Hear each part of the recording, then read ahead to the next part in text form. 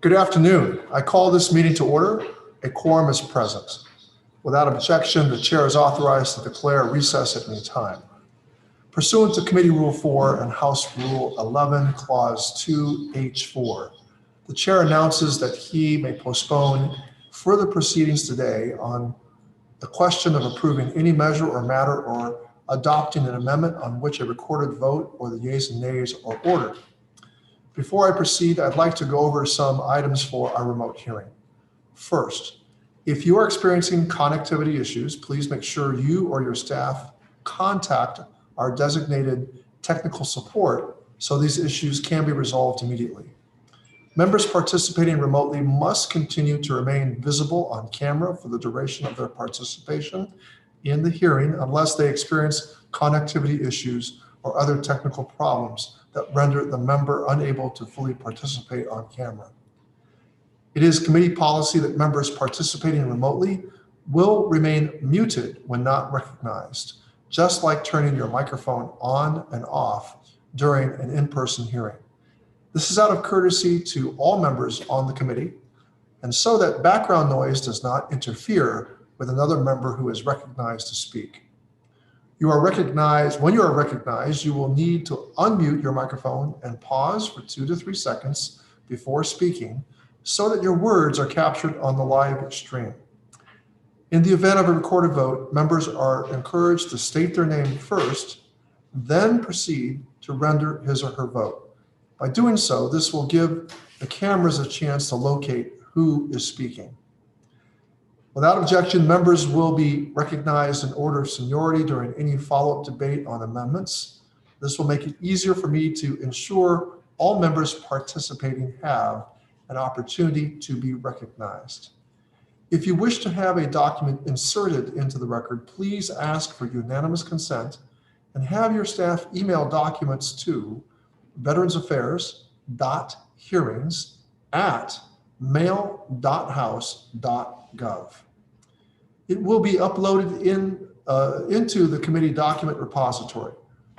Please also use this email to submit any amendments that have not been previously submitted.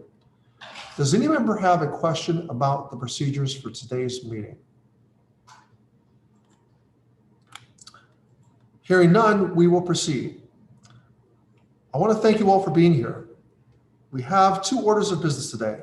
First, we will handle some committee organization matters, and then we will immediately proceed to our markup to consider legislation as directed by Senate Concurrent Resolution 14.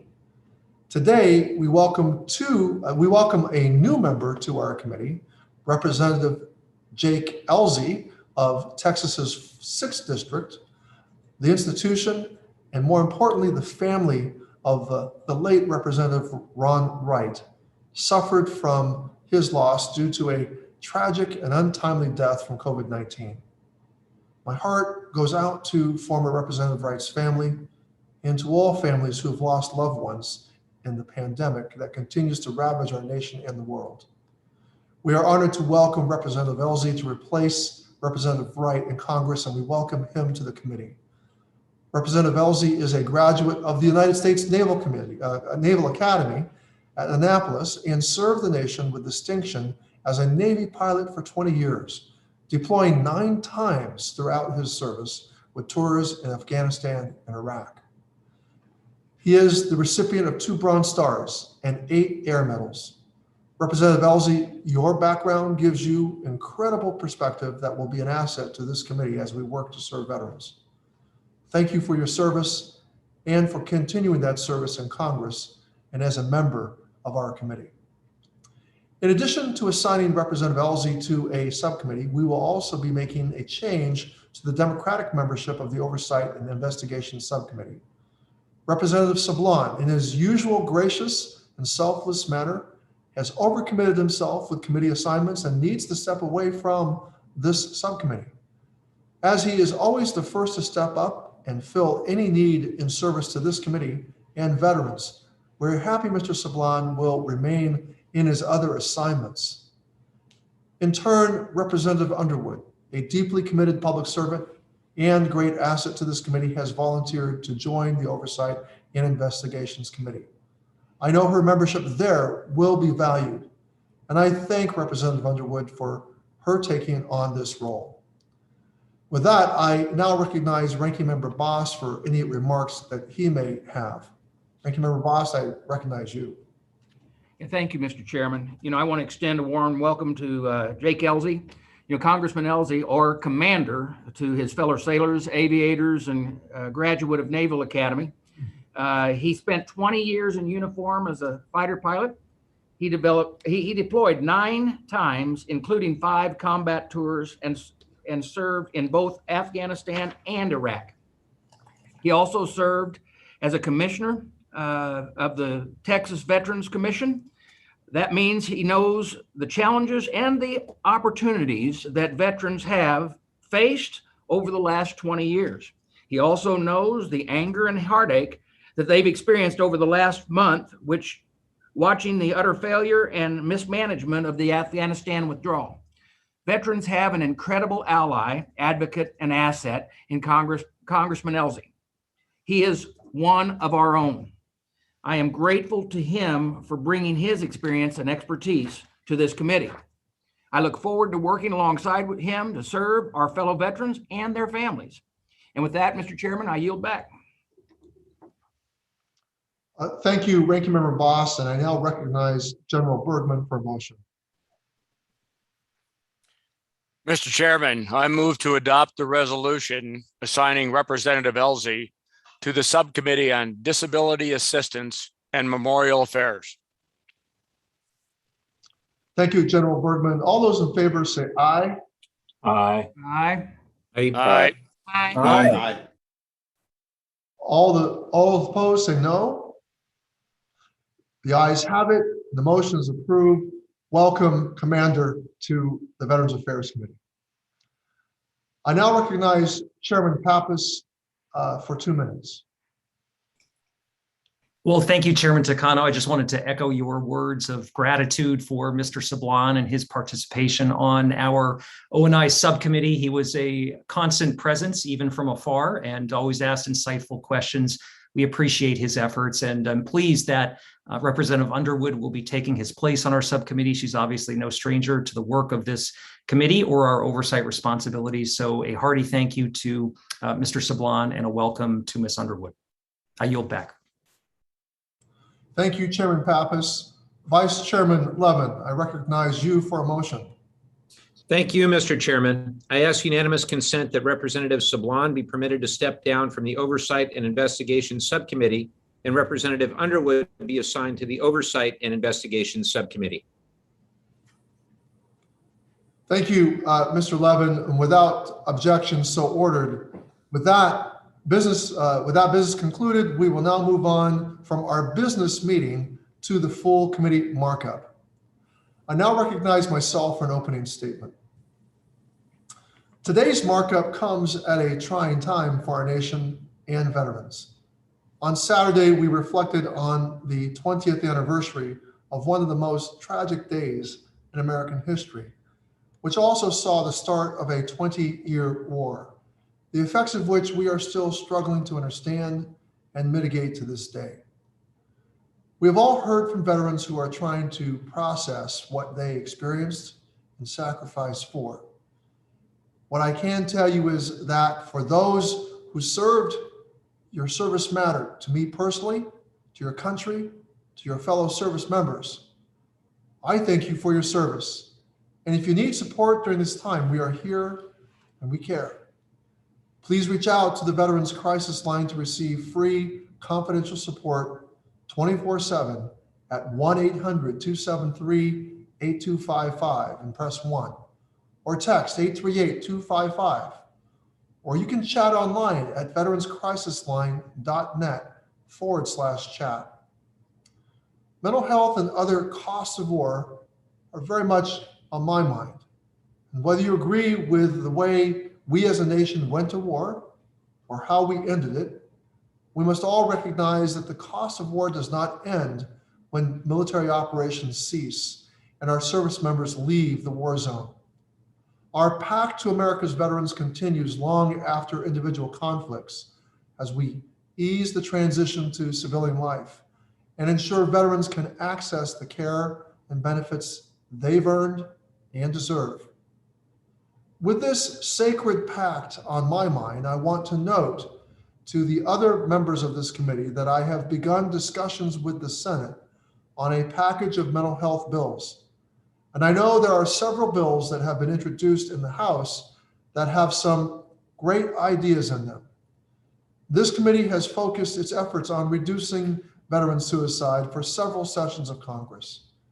I hope that the ranking member will collaborate with me on this package and help continue this bipartisan tradition. I've instructed my staff to move quickly on putting a draft together. There are questions about the cost of this 20-year war that we have struggled to answer since its inception. But I hope we are at least wiser about the effects as the IOU on the promises we have made comes due.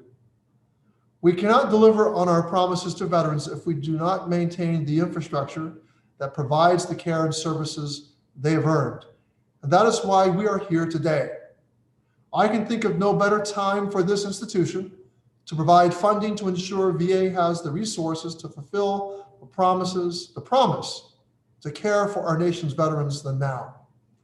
And I'm pleased that today's markup will direct the $18 billion set aside for VA in President Biden's Build Back Better agenda to restore veterans' faith in VA by literally rebuilding its physical infrastructure, investing in its workforce, and providing much needed updates to support structures that serve our veterans.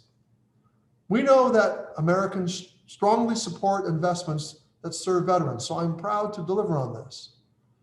Over the years, chronic underfunding of VA's capital asset portfolio has left the department trying to deliver 21st century healthcare in buildings designed to serve veterans who fought in World Wars I and II. That's unacceptable. The infrastructure of these buildings is failing our veterans, and the majority of Americans agree that it is time for an update. In the last few years, under both Democratic and Republican leadership, this committee has worked to expand resources for veterans in crisis, reduce veteran suicide, expand VA access for populations of underserved veterans, and ensure veterans receive timely and high-quality care. Today's legislation is directly tied to those efforts. By making a critical investment in VA, we can start rebuilding VA's capacity in terms of brick and mortar infrastructure, human capital, and the support structures that serve our nation's veterans. If we do not make these investments now, it will become increasingly difficult to deliver on the promises we've made to our veterans. President Biden's Build Back Better plan gives us the framework to do that by making serious investments in VA and finally committing resources to deliver to veterans the absolute best, most modern, and inclusive care and services possible. And with that, I recognize Ranking Member Bost for his opening statement. Ranking Member. Thank you, Chairman Takano. You know, this is the second time this year that our committee has received reconciliation instructions. And reconciliation may be the answer to weak and ineffective Democrat control, but it is not the answer to the problems facing our country, our economy, and our veterans. I said it before, and I'll say it again. Our constituents did not send us here to give only a passing glance at their hard-earned dollars going out the door. Yet, for the second time in 8 months, this is exactly what the Democrat majority in DC is doing. The bill we are considering today hands VA $18 billion. That is in addition to the almost $40 billion that the VA received for COVID relief, tens of billions of dollars of which has not been spent or touched as of yet. It is also in addition to the $270 billion in VA base budget, the largest base budget VA has ever received. This bill was released on Saturday. giving members only 48 hours outside of normal business hours to review it. That is unacceptable. Veterans are a wise investment. Veterans are also taxpayers.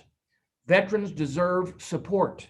Veterans also deserve more than wasteful government spending, and more than any unnecessary and partisan reconciliation bill that they will pay for in higher taxes and skyrocketing inflation, and that their grandchildren will still be paying for after they're gone.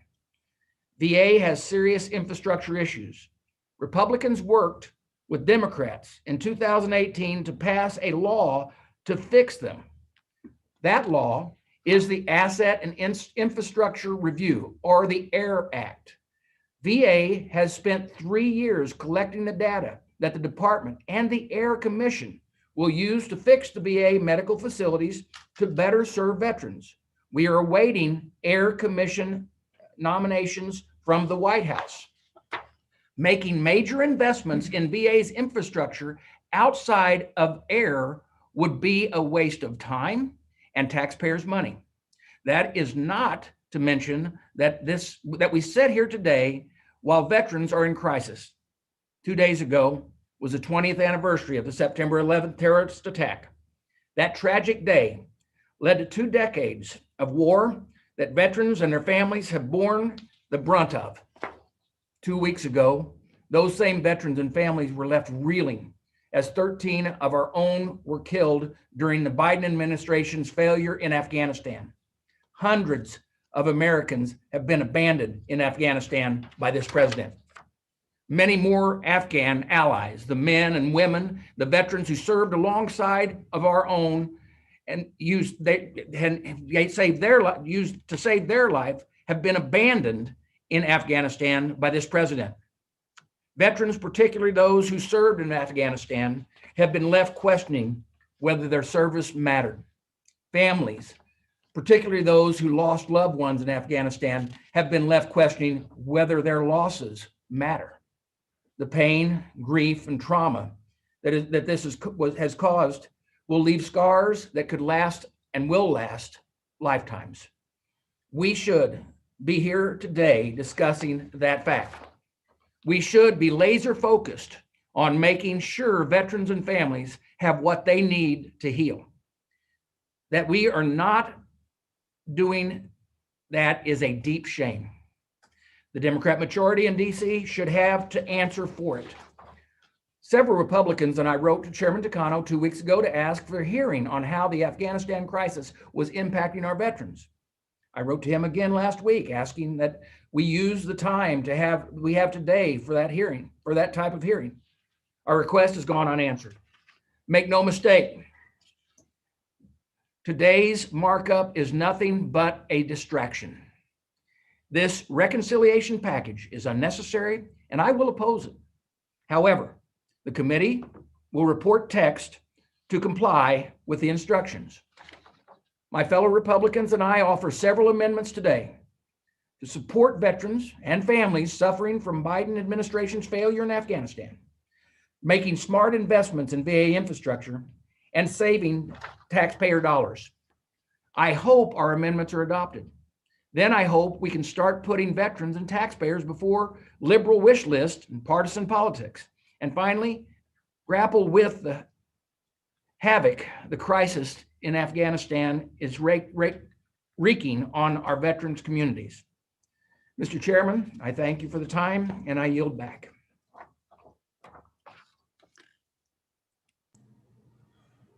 Thank you, Ranking Member Bost.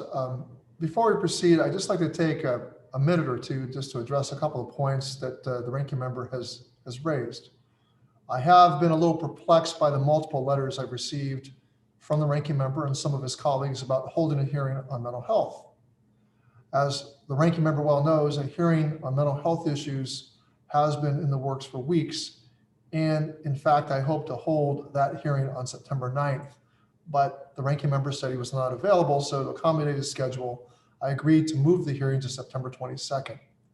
As is customary, the Ranking Member was copied on the invitation to VA on August 25th, prior to receiving the letter he signed, led by Dr. Murphy, requesting a hearing on the topic. And he was copied on all subsequent invitations that have been sent to other experts and stakeholders to testify at this hearing. I therefore am a little confused as to why these letters were asking for something the ranking member knew full well we were already planning to do. Additionally, my staff have been requesting the ranking member's staff, from the ranking member's staff, to provide input on witnesses for this hearing, for the hearing on mental health, as well as today, has not, and as of today, has not been provided. At any rate, the hearing on mental health will take place next week, and I look forward to that discussion. I'm also in agreement that the recent withdrawal of military forces from Afghanistan is affecting veterans, and I have made it a priority. My staff and I have been in regular contact with the VA to ensure that they are proactive in their outreach, and we've been urging veterans to connect with one another and to take advantage of all of the resources available. I think we have more important work to do, I think we have more important work to do right now than limit our discussions only to Afghanistan. Conducting oversight is essential, but there is a limit to that. And at some point, we must do more than ask questions. We have to be decisive. Taking action means that we must ensure these important resources are available, working, and adequately meeting veterans' needs. And that cannot happen if we don't fund the critical infrastructure needed to house and support them. If there are no fatalities and no one to staff them, how can we provide these services? How can VA meet veterans' needs with facilities that have aged to the point that they can no longer safely provide effective care and benefits? We have backlogged lists of facilities that will do the very thing that you are talking about, provide mental health services. And if we don't fund them, where will veterans go? And if we don't try to address the provider shortage, who will provide the care? We must dispel with the argument that Congress is incapable of dealing with more than one issue at a time, and that is precisely our job. We must talk about mental health issues related to Afghanistan, and we will at our full committee hearing next week. But today, we will vote to fund the resources and infrastructure needed to support veterans of the past, present, and future. Veterans from all conflicts, not just those who served in Afghanistan. This committee can support veterans and fund VA infrastructure. It is not a question of either or, and today's proceedings are not a distraction. They are precisely the point of what we need to get done. So the committee will now proceed to the consideration of the Committee on Veterans Affairs legislative proposal to comply with the reconciliation directive included in section 2002 of the concurrent resolution on the budget for fiscal year 2022. The clerk will please designate the committee print. Committee print, providing for reconciliation Text was pursuant. circulated in advance pursuant to committee rules. Without objection, the first reading is dispensed with, and without objection, the committee print is considered as read and open for amendment at any point. I now recognize myself to offer an amendment in the nature of a substitute. The clerk will designate the amendment in the nature of the substitute. Amendment in the nature of a substitute to the committee print offered by Mr. Decano of California. Amendment will be considered as read and considered as original text for amendment as open to amendment at any point. I now recognize myself for 5 minutes, and I urge my colleagues to support the ANS to the committee print. As I noted earlier, the Build Back Better agenda includes resources to invest in our veterans and the infrastructure that serves them. I want to point out the key elements of the recommendations for those investments. First, we provide $15.2 billion in resources for VA's capital investment portfolio. This is the brick and mortar investment that will allow VA to replace aging facilities and make improvements to existing ones. If we want VA to deliver 21st century care, we need to ensure VA has 21st century infrastructure. Second, we provide $455 million to VA to invest in a veteran-centric enhanced use lease program. This is a resource to provide additional services to veterans beyond supportive housing and will do more by creating additional resources using underutilized spaces. Third, we are providing $1.8 billion for major medical facility leases. This is a key investment and one that I believe will truly impact veterans, including many veterans in your districts. I'm elated that we can include this investment in this package because this will truly improve access to care for many veterans. Fourth, when we talk about investments in VA, we do not spend enough time talking about human capital as an investment. We need the staff and clinicians to provide the world-class care we have promised to veterans, and this investment is a top priority of mine. And this is why I am so pleased that we could include something that I and many of you have been advocating for some time.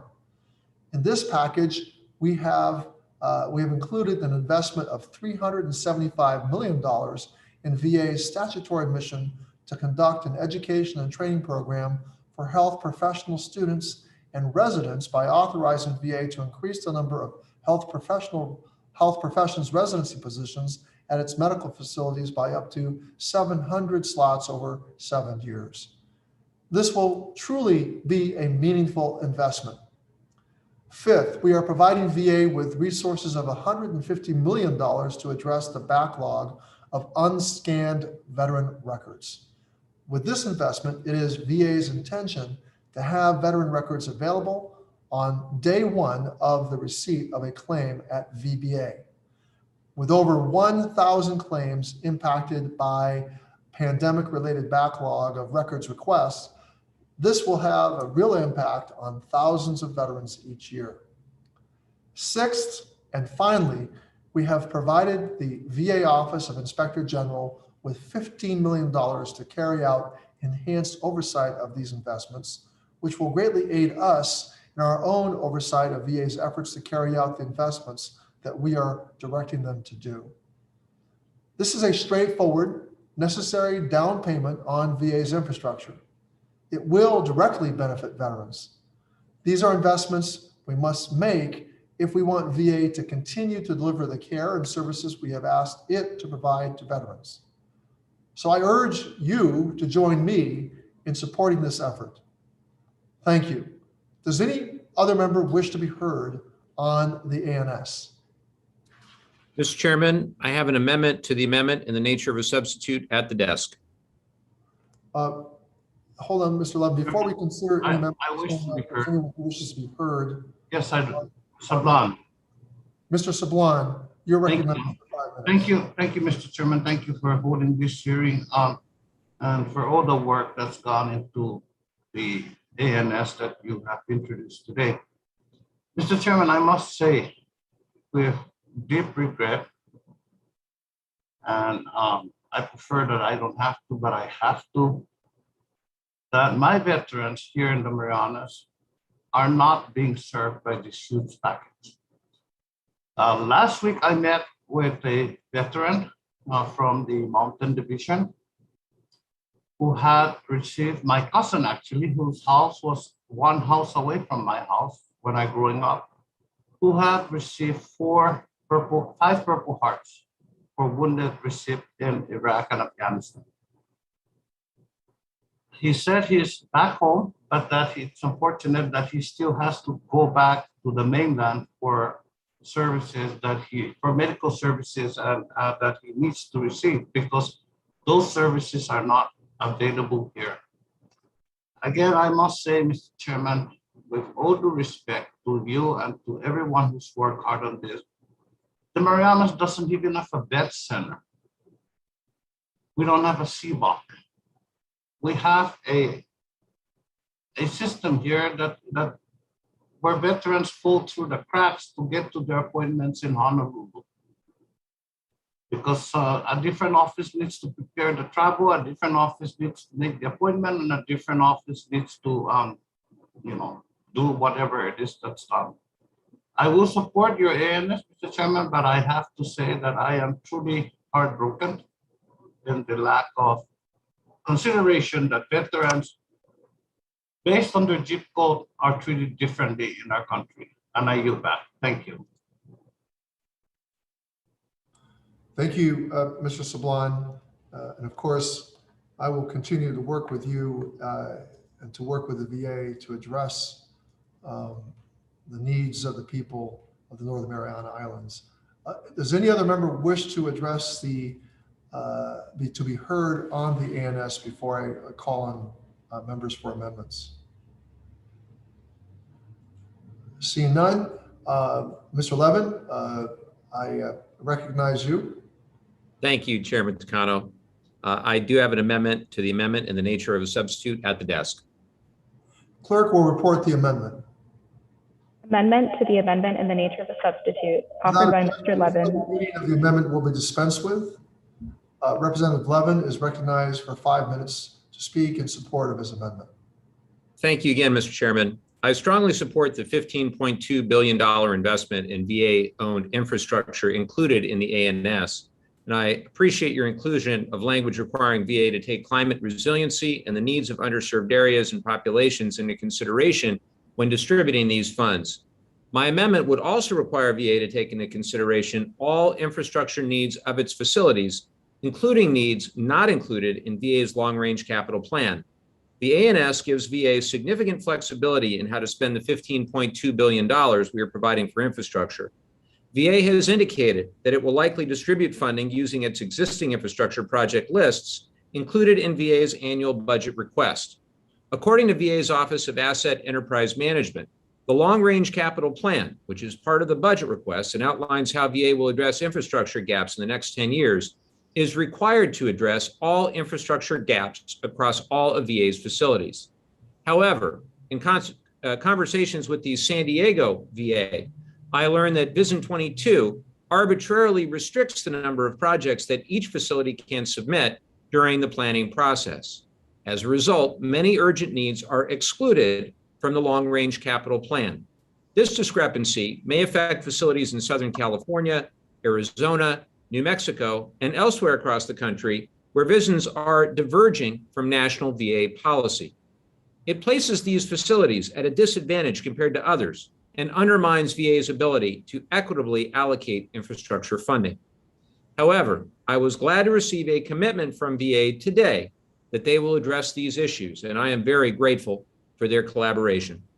With that understanding, I will withdraw my amendment, but I look forward to working with the committee and VA to improve its infrastructure planning processes. Thank you, Mr. Chairman. I yield back.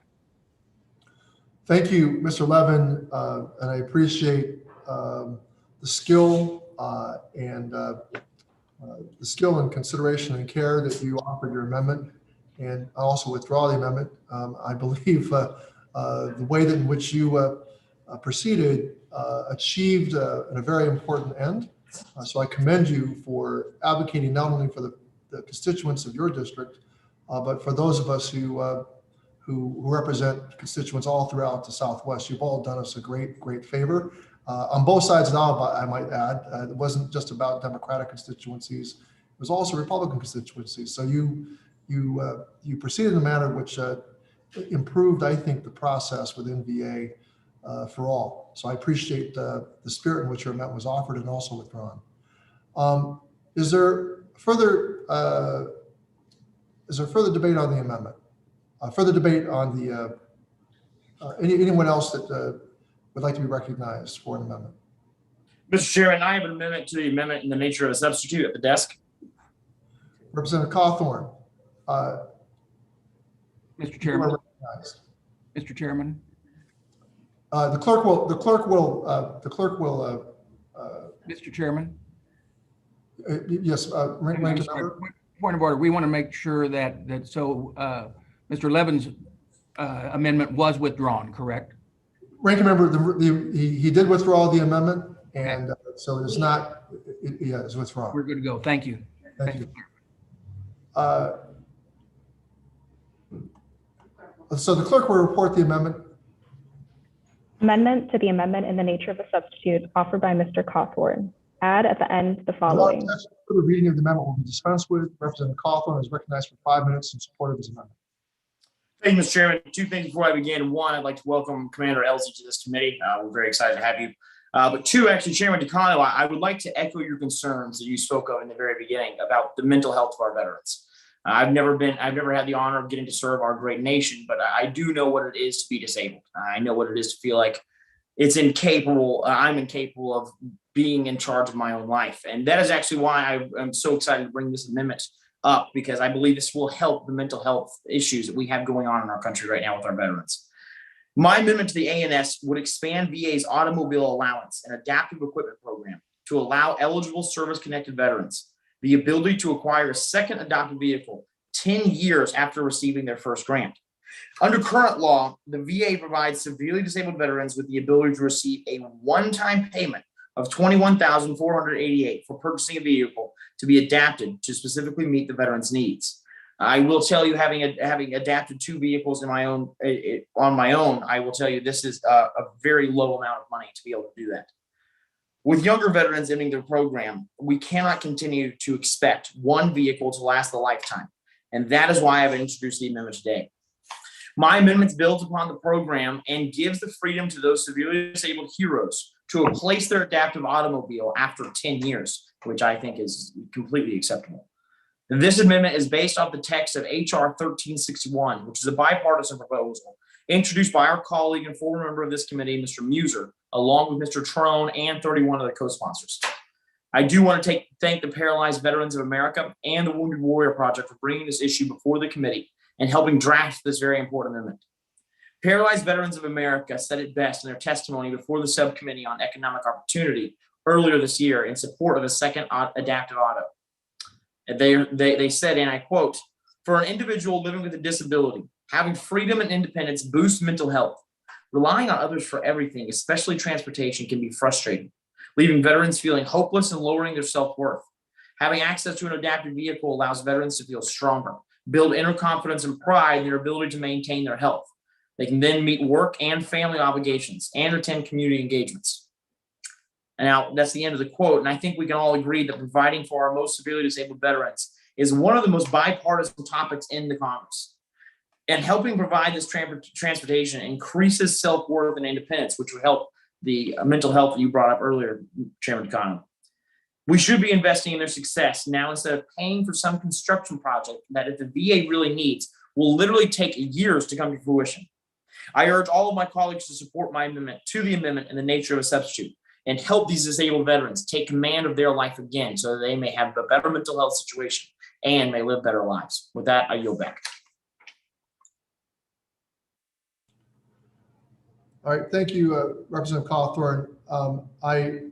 Laudable as the intent of your amendment is, I must urge opposition to the Cauthern amendment. I agree with the need to fix the auto adaptability grant program, which is why I am the co-lead on Representative Fletcher Carr's for Vets Act. However, this amendment would drain over $2 billion from our medical centers, which is the entire reason for the underlying legislation. If the gentleman truly wants to fix the auto adaptability program, I urge him to join me on HR 3304, the Cars for Vets Act. VA has told us that they needed to revamp the infrastructure we depend on to serve our veterans, which is why I urge opposition to this amendment. Is there any other member who wishes to speak on the Cauthern amendment?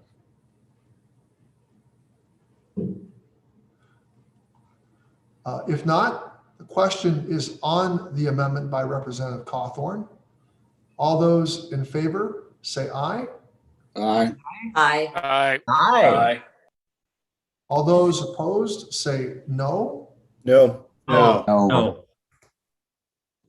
The noes have it in the opinion of the chair, and the amendment is not agreed to. Without objection, the motion to reconsider. Chairman, Mr. Chairman, we ask for a roll call, please. Ranking member calls for a roll call. Is there a sufficient second? Second. A second. And second, pursuant to Committee Rule 4, proceedings on the amendment shall be postponed. I now recognize Dr. Miller Meeks. Mr. Chairman, a point of order, if I can. Members do need to be visible on the screen in order to vote. I think we're running a little short right now. So Just a reminder, if I could, for The ranking member, the point of order is correct. The ranking member is correct. Members do need to be visible. We do need to demonstrate a quorum. And so I do call upon members to turn on their cameras and be visible. All right, so Dr. Miller Meeks, you're recognized. Thank you, Mr. Chairman. I have an amendment to the amendment in the nature of a substitute at the desk. The clerk will report the amendment. Amendment to the amendment in the nature of a substitute offered by Mrs. Miller Meeks. Add at the end the following. Further reading of the amendment will be dispensed with, and Representative Miller Meeks is recognized for 5 minutes in support of her amendment. Thank you, Mr. Chairman. My amendment to the amendment in the nature of a substitute is designed to help grow our economy and put veterans back to work. Prior to the COVID-19 pandemic, the Trump administration had built one of the strongest economies in the history of the country, and veteran unemployment was at near record lows. While I'm pleased to see that veteran unemployment has dropped from a peak of 11.5% in April of 2020, there are unfortunately still 303,000 unemployed veterans as of last month. My amendment to the amendment in the nature of a substitute would help address this issue by expanding access to the successful Vet Tech pilot program. This is a 5-year pilot program that was originally passed in the Henry W. Colmary GI Bill Improvement Act in 2017 and was authored and championed by Republican leader McCarthy. The pilot program authorizes funding for veterans to attend innovative information technology programs like coding boot camps and other short-term training by using GI-style benefits. The program also utilizes a unique funding mechanism for tuition and fee payments where the training provider is not fully paid until the veteran is employed in the IT sector. That is the type of true accountability for taxpayer dollars we should all support. It is clear that the Vet Tech is a successful program. Through the end of August, VA has received over 47,000 applications for the program and has funded 3,417 participants with a graduation rate of 89%.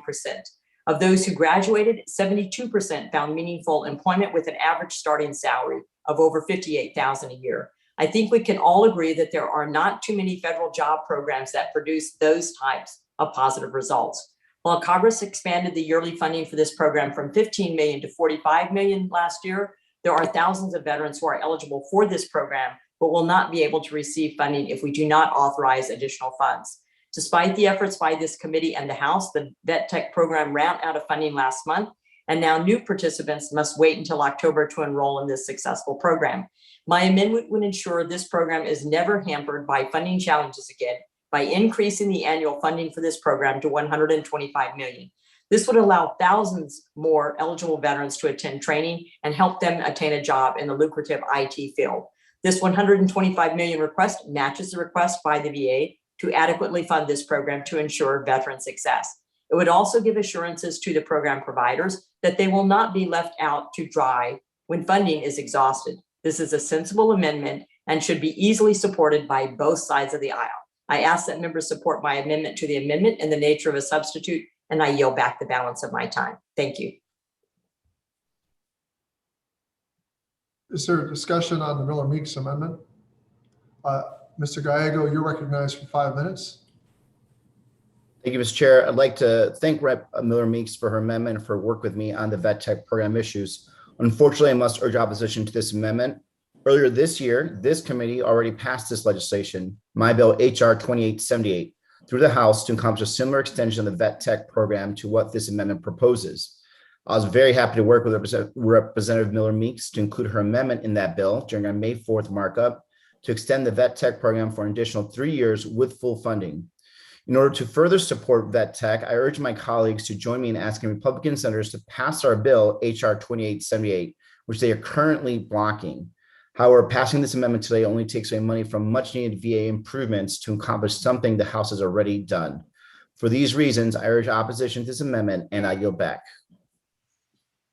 Thank you, Representative Gallego. Is there further discussion on the Miller Meeks amendment? If not, the question is on the amendment by Representative Miller Meeks. All those in favor will say aye. Aye. Aye. Aye. Aye. All those opposed will say no. No. No. In the opinion of the chair, the noes have it, and the amendment is not agreed to. And without objection, My apologies, Chair Takano. I was just going to ask for a recorded vote. oh, you don't need to apologize for that. Is there sufficient second? Aye, yeah, second. Second. There being a sufficient second pursuant to Committee Rule 4, further proceedings on the amendment shall be postponed. I now call upon Mr. Moore. Thank you, Mr. Chairman. I have an amendment to the amendment in the nature of a substitute at the desk. Clerk will report to Amendment to the amendment in the nature of a substitute offered by Mr. Moore. Dispense with Representative Moore is recognized for 5 minutes to speak in support of his amendment. Hey, thank you, Mr. Chairman and members. My amendment to the ANS would permanently extend the successful Vet Tech pilot program. This is a program that provides GI Bill style benefits to veterans to obtain training at coding boot camps and other high-tech programs. Cauthern had interrupted Chair Takano. This pilot program was created in 2017 and was authored and championed by Leader McCarthy. As many of you may know, the program has an 89% graduation rate and even a 72% placement rate. This success is due to the unique way the program is structured, where schools are not paid the full amount of the tuition and fees until the student finds a job. We've heard from one student, Lewis Bowe, who credits the Vet Tech for empowering him to be able to obtain his dream job as a machine learning engineer with Lockheed Martin. And his stated here, I quote him, he says, Vet Tech gave me the baseline skills I needed to start this process while not draining my GI Bill or my savings. I'm so grateful that I was able to take part in the program, and I'm certain I would not have had the same success without it. I hope that this opportunity would be offered to veterans in the future in order to secure jobs in a growing market. End of quote. The Department of Labor predicts that there will be a 30% increase in job opportunities in the IT sector over the next 10 years, with median salary for these jobs exceeding $100,000 a year. We should be doing what we can to ensure that veterans like Lewis have the training they need to get ahead in a growing industry. My amendment would help achieve this goal by permanently expanding the Vet Tech program with an authorization cap of $125 million a year. This is the funding level the VA believes is necessary to meet the demand for this popular program. I urge all my colleagues to support my amendment to the amendment in the nature of a substitute to help employ veterans in this growing and lucrative industry. Thank you. And Mr. Chairman, with that, I'll yield back. Thank you, Mr. Moore. Does anyone wish to address Mr. Moore's amendment? Mr. Gallego, you're recognized for 5 minutes. Mr. Gallego, you're muted. Could you unmute? You're still muted. Oh, there you are. Okay, go ahead. We're working now? Yes. Okay, great. And I apologize. I seem like I'm repeating myself. Again, like my previous amendment, I apologize. My previous bill was very similar to this. And I again asked and urge opposition to the Moore amendment. It passed on a previous bipartisan manner, and it will has already passed the House and is on its way to the Senate. So at this point, the best thing we could do is to actually ask the Senate to act. And it's the Republican senators that are blocking this at this point. And I urge everybody on this committee, both Democrats and Republicans, to please continue to urge them to let this go to the floor. Thank you. I yield back. Thank you, Representative Gallego. Is there further discussion on the amendment, on Mr. Moore's amendment? If not, the question on the amendment by Representative Moore is before us. All those in favor of Mr. Moore's amendment say aye. Aye. Aye. All those opposed say no. No. No. In the opinion of the chair, the noes have it. And the amendment. Mr. Chairman Takano, I would like to request a recorded vote, please, sir. Is there a second? I second. Yes. There being a sufficient second, pursuant to Committee Rule 4, further proceedings on the amendment are postponed. Mr. Rosendale, you are recognized. Thank you, Mr. Chair. Mr. Chair, I have an amendment to the amendment in the nature of a substitute at the desk. The clerk will report the amendment. Amendment to the amendment in the nature of a substitute offered by Mr. Rosendale of Montana. Add at the end the following. Without further Funding. mention, the reading of the amendment will be dispensed with. Representative Rosendale is recognized for 5 minutes in support of his amendment. Thanks so much, Mr. Chair. Mr. Chair, my amendment to the amendment in the nature of a substitute would rescind or reallocate 3 separate pots of money in the American Rescue Plan that the VA simply cannot spend. These funds may have been well-intentioned, but if they cannot be used for beneficial purpose, they should not be left on the books. First, the bill appropriated $100 million for the supply chain modernization.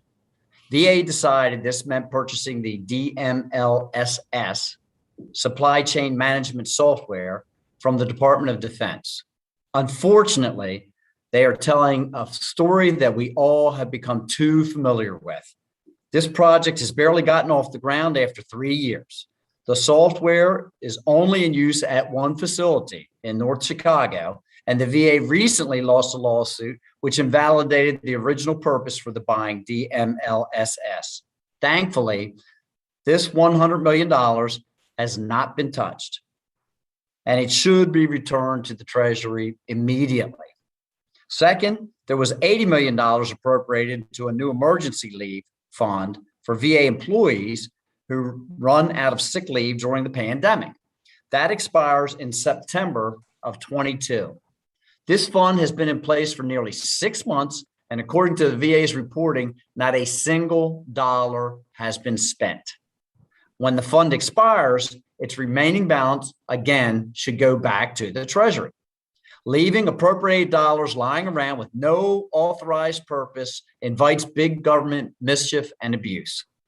Finally, the American Rescue Plan created a $1 billion fund to reimburse veterans' copays during the pandemic. Copays are never charged for service-connected care. This fund expires on September 30th, 2021, 17 days from now. According to the VA's reporting, just under $240 million has been paid out.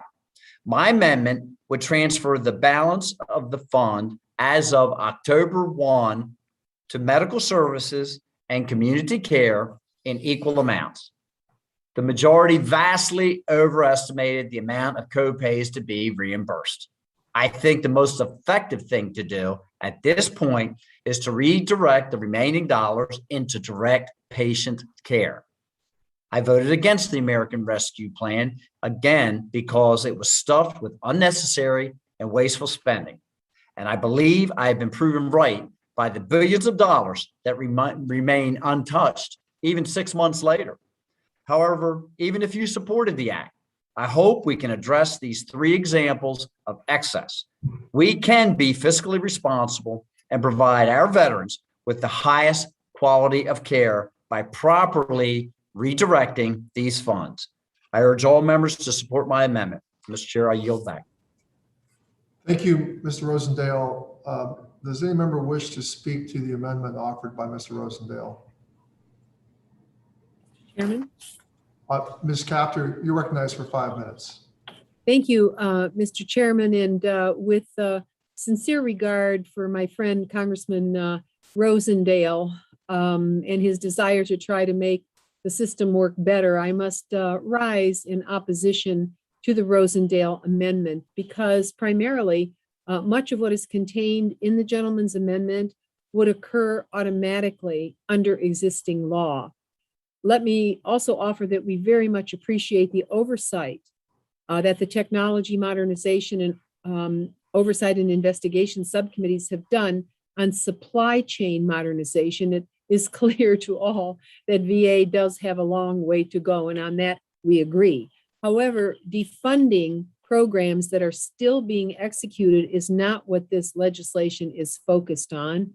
We are here to make infrastructure investments. The Department of Veterans Affairs has not requested amendments to funding for copays and has indicated that all funds will be obligated by the end of this fiscal year. The VA has also not requested technical amendments to the leave provisions. And again, this amendment does nothing to address infrastructure that will serve veterans. If there are additional needs with co-pays or with leave, the committee surely can address them through an authorization extension in the extenders package. And for these reasons, and again, with respect for the gentleman, I urge opposition.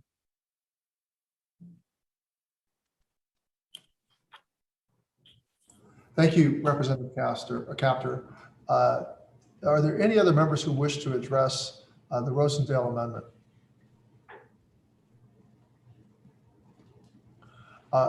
If not, the question is on the amendment by Representative Rosendale.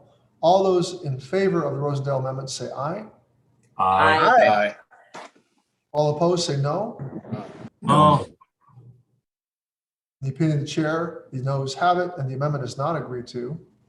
Mr. Chair, Mr. Rosendale? could I request a recorded vote, please? You can. If there's a sufficient second. Second. There is a sufficient second, and pursuant to Committee Rule 4, proceedings on the amendment shall be postponed. I now call on Mr. Mann. Mr. Chairman, I have an amendment to the amendment in the nature of a substitute at the desk. The clerk will report on the amendment. Amendment to the amendment in the nature of a substitute to the committee print offered by Mr. Mann of Kansas. Without objection, further reading of the amendment will be dispensed with. Representative Mann is recognized for 5 minutes in support of his amendment. Thank you, Mr. Chairman. Before discussing my amendment, I would like to associate myself with remarks of the ranking member and other members. This markup is missing the needs of the moment with the current crisis in Afghanistan. Additionally, I believe that to rubber stamp this funding request without additional information on how it will be spent without offsets is simply bad governing. We must stop funding our agencies through reconciliations and contrived emergencies that leave our children to pay our debts years later. And if it feels like we've been here before, it's because we have. In February of this year, this same reconciliation tactic was used by the majority to give the VA $17 billion, despite VA providing shockingly little information as to how that money would be spent.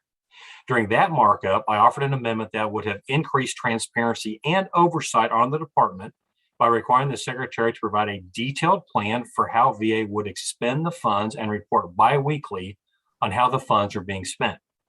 Additionally, my amendment required audits to be performed by the VA Inspector General and a review of the Government Accountability Office after all funds were spent to ensure that taxpayer money was not wasted. During that markup, my amendment was voted down on party lines. However, Ranking Member Boss, Chairman Takano, Chairman Pappas, and I worked together to introduce my amendment as a standalone bill, H.R. 2911, the VA Transparency and Trust Act. H.R. 2911 passed the full House by a vote of 411 to 4.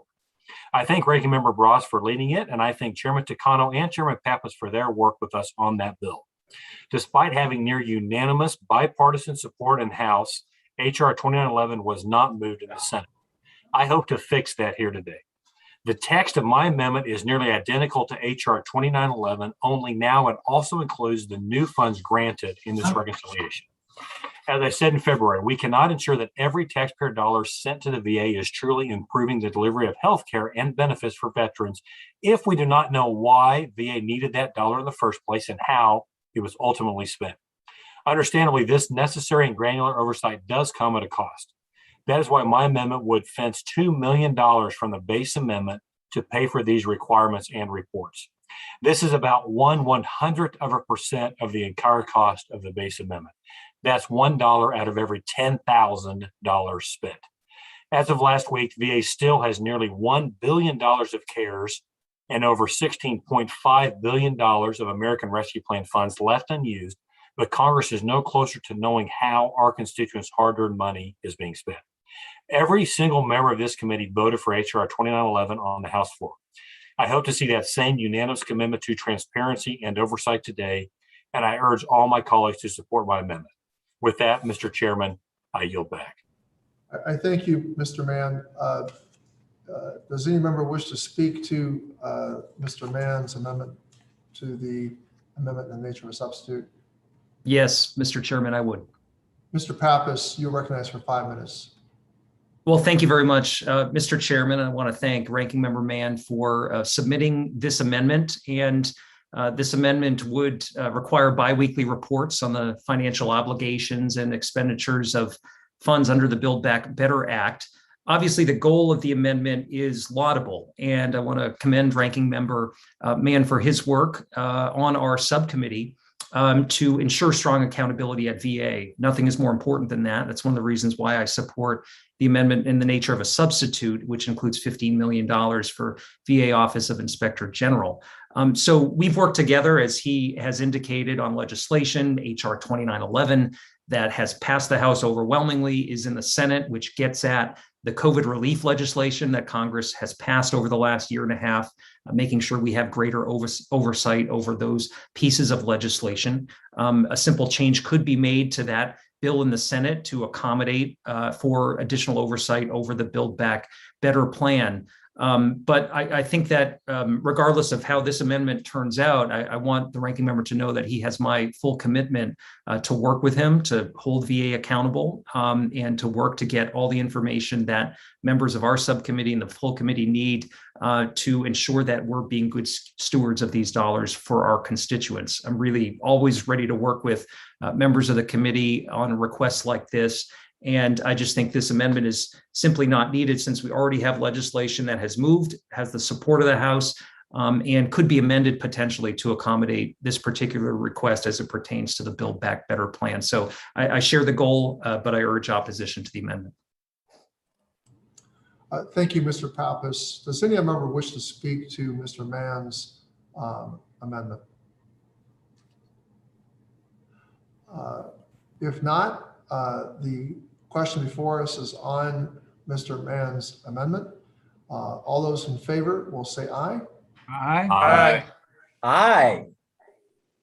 All those opposed will say no. No. No. In the opinion of the chair, those noes have it. The amendment is not agreed to. Mr. Chairman, I ask for a recorded vote. Is there a second? I second. There is a sufficient second. Pursuant to Committee Rule 4, further proceedings on the amendment will be postponed. I now call upon Mr. Banks. Mr. Chairman, I have an amendment at the desk. The clerk will report the amendment. Amendment to the amendment in the nature of a substitute offered by. The reading of the amendment will be dispensed with. Representative Banks is recognized for 5 minutes to speak in support of this amendment. Thank you, Mr. Chairman. My amendment would require the VA to buy American-made construction materials for all projects that are funded by this bill. It would also close loopholes in existing Buy American laws to ban products made in China and other enemy nations. Finally, it appropriates 1% of the bill's total cost to Buy American. I offered a similar amendment in the American Rescue Plan markup, and it was deeply disappointing to see it defeated. This version is closely patterned on language in the bipartisan infrastructure bill that every single Democrat senator voted for. If we are serious about American jobs and our industrial base, we have to close these loopholes. Our existing domestic sourcing laws are riddled with toothless standards and lax enforcement. China exploits all of them, and laughs at us. Year after year, the trade deficit grows and shoddy materials show up in our supply chain and in our buildings. It is outrageous that toxic drywall imported from China sickened 100,000 American families. And it's inexcusable that Chinese steel companies continue to dump cheap, faulty steel in this country. The condominium collapse in Surfside, Florida was a tragedy. This happens practically every single month in China. Apartments, hotels, factories, even hospitals fall down because of defective materials and poor quality construction. This should never happen anywhere in America, but least of all in the hospitals where our veterans receive health care. The COVID pandemic has painfully demonstrated the importance of buying American. It extends beyond the defense industry into the consumer economy and the construction industry. We have to take this seriously, even if it means paying a little more for quality American-made materials. It's that simple. I urge all of my colleagues to support this amendment. With that, Mr. Chairman, I yield back. Thank you, Mr. Banks. Does any member wish to speak to Mr. Banks's amendment? Yes, I would, Mr. Chair. Mr. Pappas, you're recognized for 5 minutes. Thank you, Mr. Chairman. This amendment offered by Mr. Banks would establish new prohibitions on VA for the procurement of construction material that's manufactured outside the U.S. in projects that are funded by the Build Back Better Act. I urge my colleagues to oppose this particular amendment, but find other ways to support strong Buy American protections with respect to our federal dollars. Now, there have long been Buy American requirements for federal procurement that are already in statute. This amendment would establish new rules that only apply to VA's construction. The department would have to determine on its own a host of details regarding exception categories when adequate materials are not available domestically. And these standards for procurement would be different than other agencies currently have. If the current Buy American laws need to be changed, then standards should apply to all federal agencies, and our VA hospitals shouldn't become just a test case for this particular kind of government construction. So at the very least, these are issues and questions that certainly deserve a full review through our hearings and through work across Congress. But I urge my colleagues to vote against this particular amendment here. I yield back. Thank you, Mr. Pappas. Is there further debate on the amendment? If not, the amendment by Mr. Banks is before us. All those in favor of the Banks amendment will say aye. Aye. Aye. All those opposed will say no. No. No. No. In the opinion of the chair, the noes have it, and the amendment is. Chairman, ask for a recorded vote. Second. I hear a sufficient second. Therefore, under Committee Rule 4, further proceedings on the amendment shall be postponed. Mr. Banks, I recognize you again. Mr. Chairman, I have an amendment at the desk. Clerk will report the amendment. Amendment to the amendment in the nature of a substitute to the committee print offered by Mr. Banks of Indiana. The amendment will be considered as read, and Mr. Banks will be recognized for 5 minutes to speak to his amendment. Thank you, Mr. Chairman. My amendment would require the VA to demonstrate that its construction management has improved. The Denver Hospital construction project is an inexcusable financial catastrophe. The price tag is $2.5 billion, and according to the Denver Post, it is still climbing. This can never be allowed to happen again. At our hearing in May, the VA witnesses assured us the lessons have been learned and everything is better now.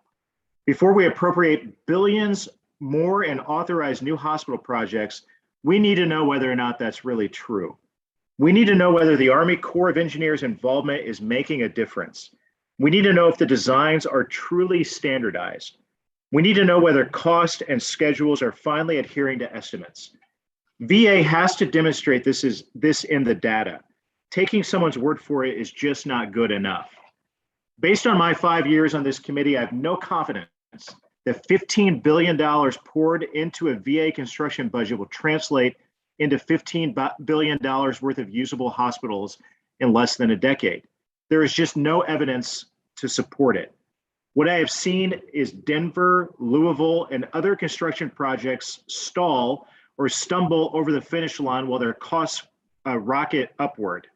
Veterans are promised new clinics, but they routinely wait 5 years or more for the VA to lease a building. It would be irresponsible to sign over $15 billion, close our eyes, and hope for the best. That is not what our constituents sent us here to do.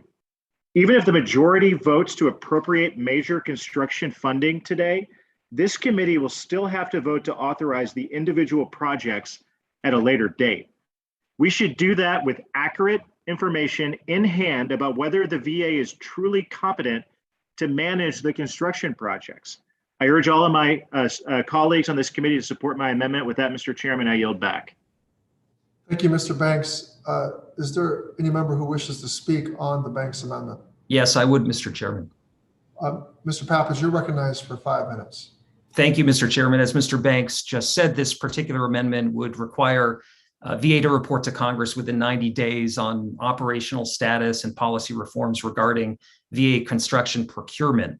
I agree with the goals of transparency and accountability. Of course, these are key goals for our Oversight and Investigation Subcommittee, but I have concerns that the information and report required by the language of this amendment don't effectively cover the oversight needs of our full committee. I'd like to work with the sponsor and certainly with members of our subcommittee to address these concerns, as well as receive the needed technical assistance from the Department of Veterans Affairs and the Army Corps of Engineers that we would need moving forward. So I'm always ready to work with colleagues on a request like this. I hope we can do that moving forward, but I urge my colleagues to vote against this particular amendment. I yield back. Thank you, Mr. Pappas. Are there any other members who wish to address the second Banks amendment? If not, the question before the committee is on the second Banks amendment. All those in favor of the second Banks amendment will say aye. Aye. Aye. Aye. All those opposed will say no. No. No. No. In the opinion of the chair, the noes have it and the amendment is not agreed to. Mr. Chairman, I ask for a recorded vote. Second. I heard a sufficient second without objection. Under Rule 4, further proceedings on the second Banks amendment shall be postponed. I now recognize Ranking Member Bost. Hey, Mr. Chairman, I have an amendment to the amendment in the nature of a substitute at the desk. It is identified as Bost Amendment 1. The clerk will report the amendment. Amendment to the amendment in the nature of a substitute offered by. The amendment will be considered as read, and Ranking Member Bost is recognized for 5 minutes to speak to his amendment. Thank you, Mr. Chairman. My amendment would establish a commission to study eligibility for care in the VA healthcare system and recommend improvements.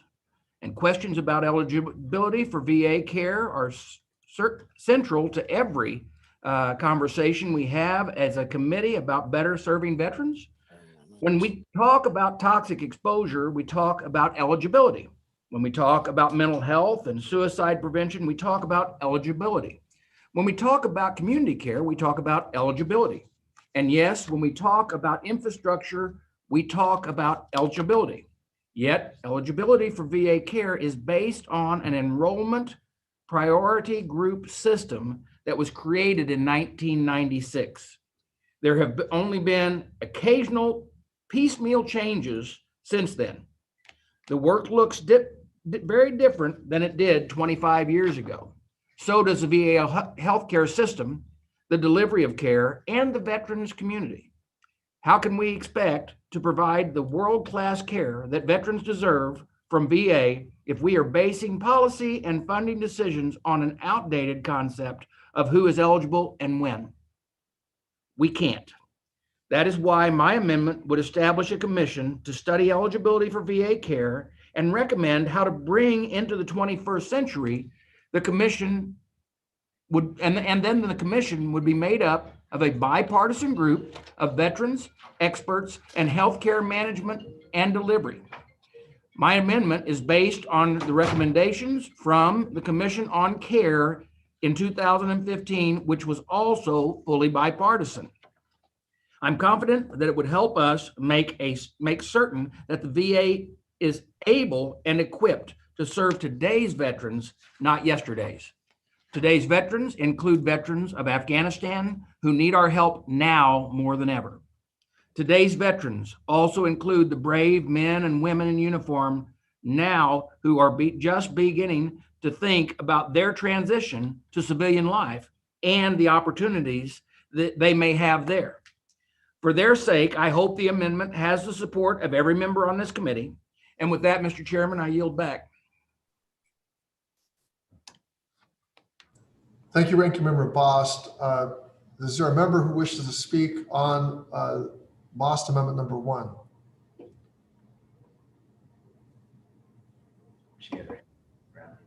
Ms. Brownlee, you're recognized for 5 minutes.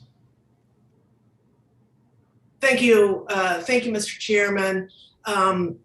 Respectfully, I must urge opposition to Ranking Member Bost's amendment. The committee has considered this legislation to create a commission to examine which veterans should be eligible for VA health care on at least 3 occasions in the last year.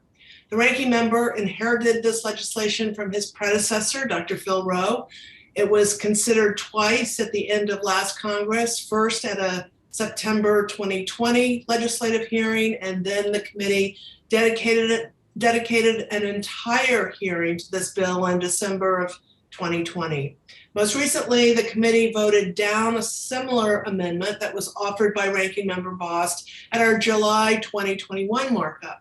This legislation is opposed by VA, numerous veterans service organizations, and other stakeholders, including Paralyzed Veterans of America, Disabled American Veterans, Veterans of Foreign Wars, and the Veterans Healthcare Policy Institute.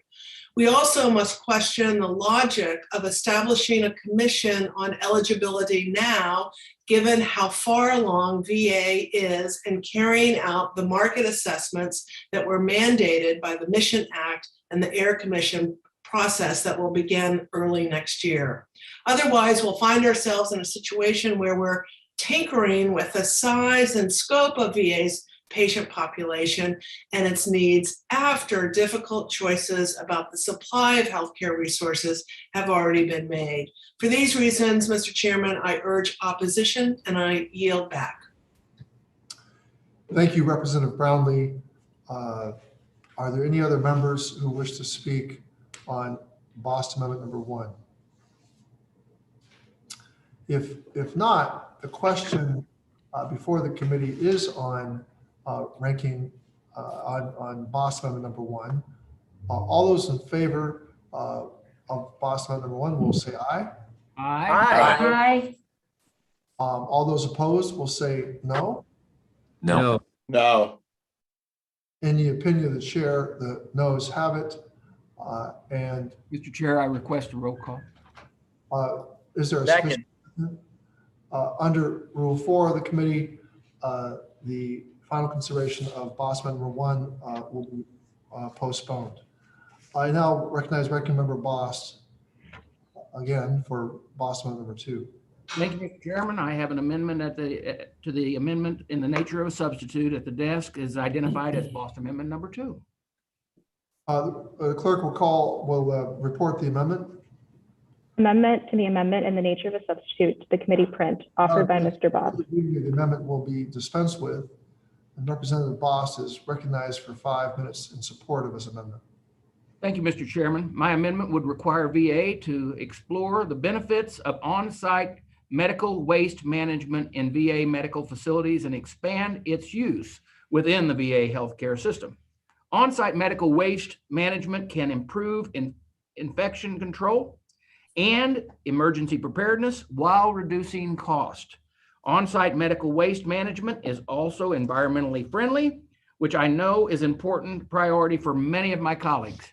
My amendment would help ensure that on-site medical waste management is more widely used in the VA medical facilities to better serve veterans and taxpayers alike. So I urge all members to support my amendment. And with that, Mr. Chairman, I yield back. Thank you, Ranking Member Bost. Does any member wish to speak on Bost Amendment number 2? Chairman Takano, Congressman Mervan. Representative Mervan, you're recognized for 5 minutes. I must urge opposition to Ranking Member Bost's amendment. While I appreciate the ranking member's interest in this issue, I will note my serious concerns about the amount of funding that has been assigned to it. This opposition is based on the previous CBO score from the 115th Congress, in which they indicated they were unable to provide a reliable estimate because of the cost of disposing of regulated medical waste varies based on state and local laws and regulations. In the same report, CBO noted VA spent roughly $10 million to dispose of regulated medical waste in 2017 alone. I think this is a topic that warrants continued conversation after the markup and would seek to see it added to the next possible legislative hearing agenda for the Oversight and Investigation Subcommittee, where a standalone bill on this issue was referred earlier in this Congress.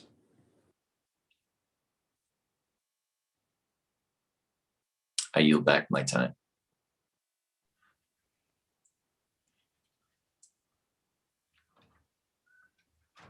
Thank you, Representative Mervan. Is there any other member who wishes to speak on Bost Amendment number 2?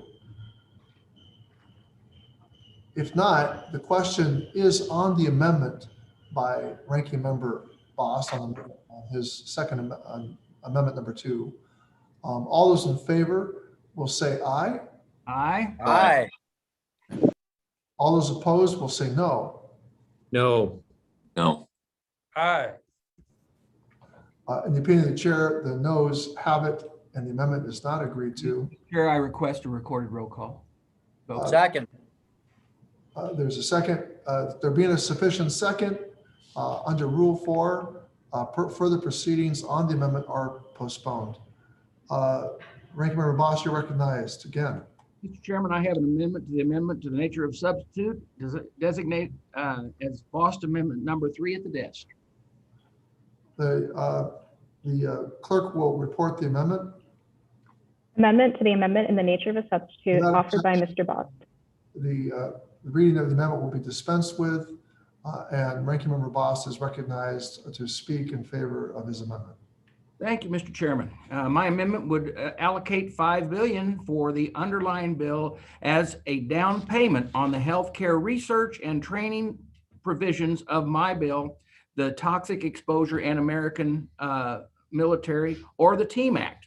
It is no secret that helping toxic exposed veterans is a top priority of mine and many people on this committee.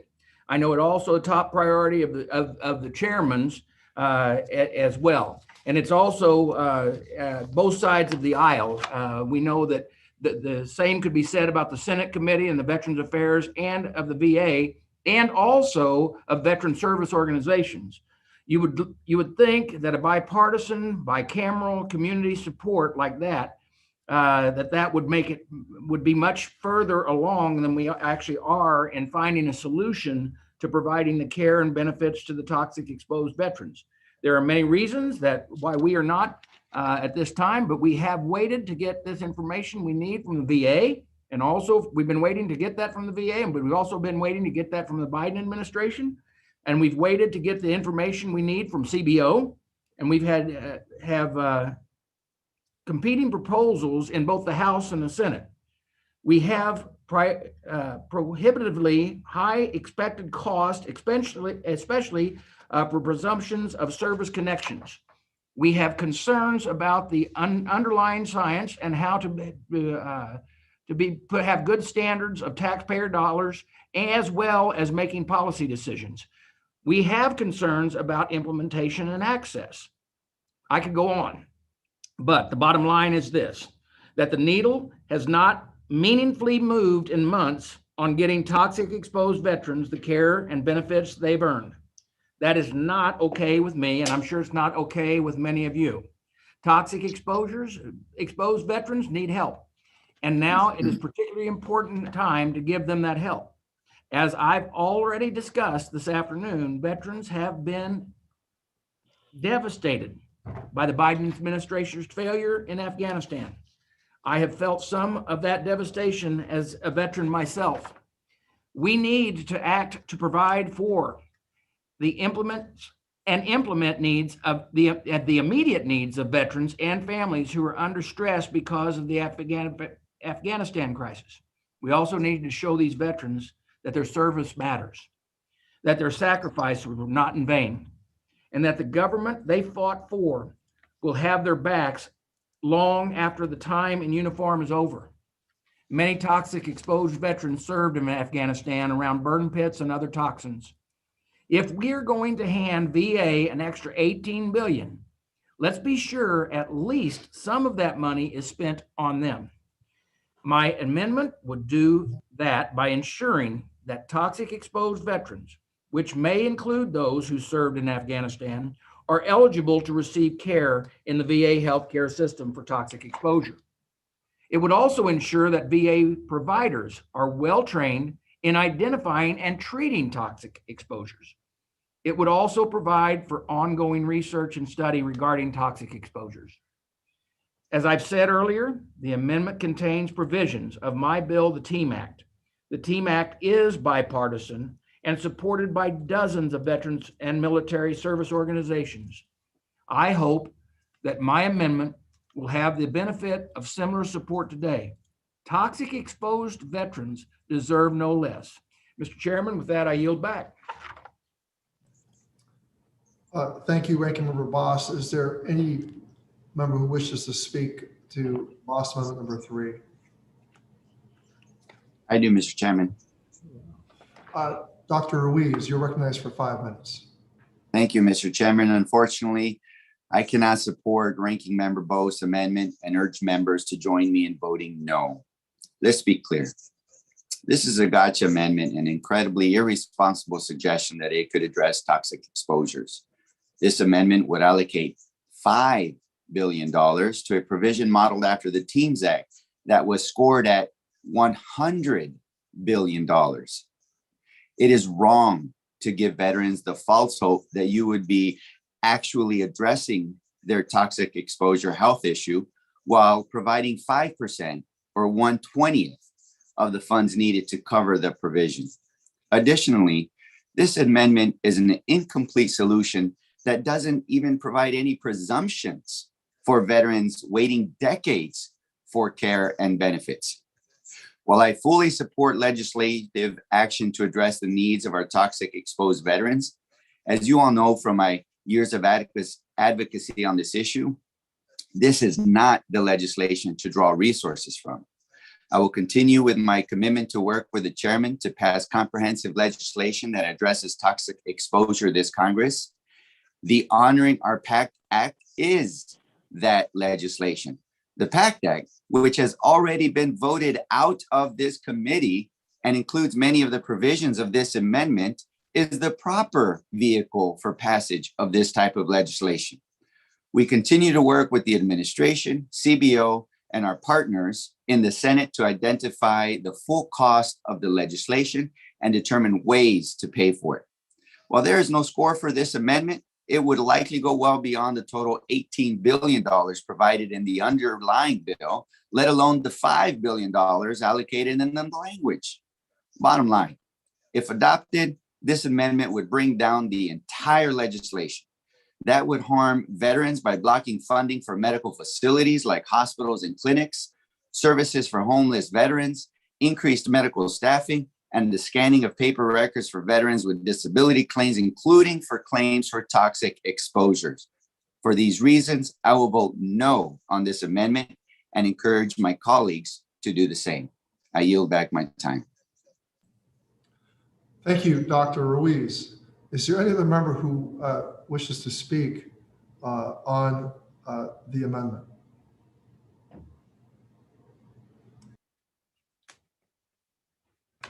If not, the question is on the amendment by Representative Boss Amendment number 3. All those in favor of the amendment, please say aye. Aye. Aye. Aye. Any opposed, say no. No. No. No. In the opinion of the chair, the noes have it, and the amendment is not agreed to.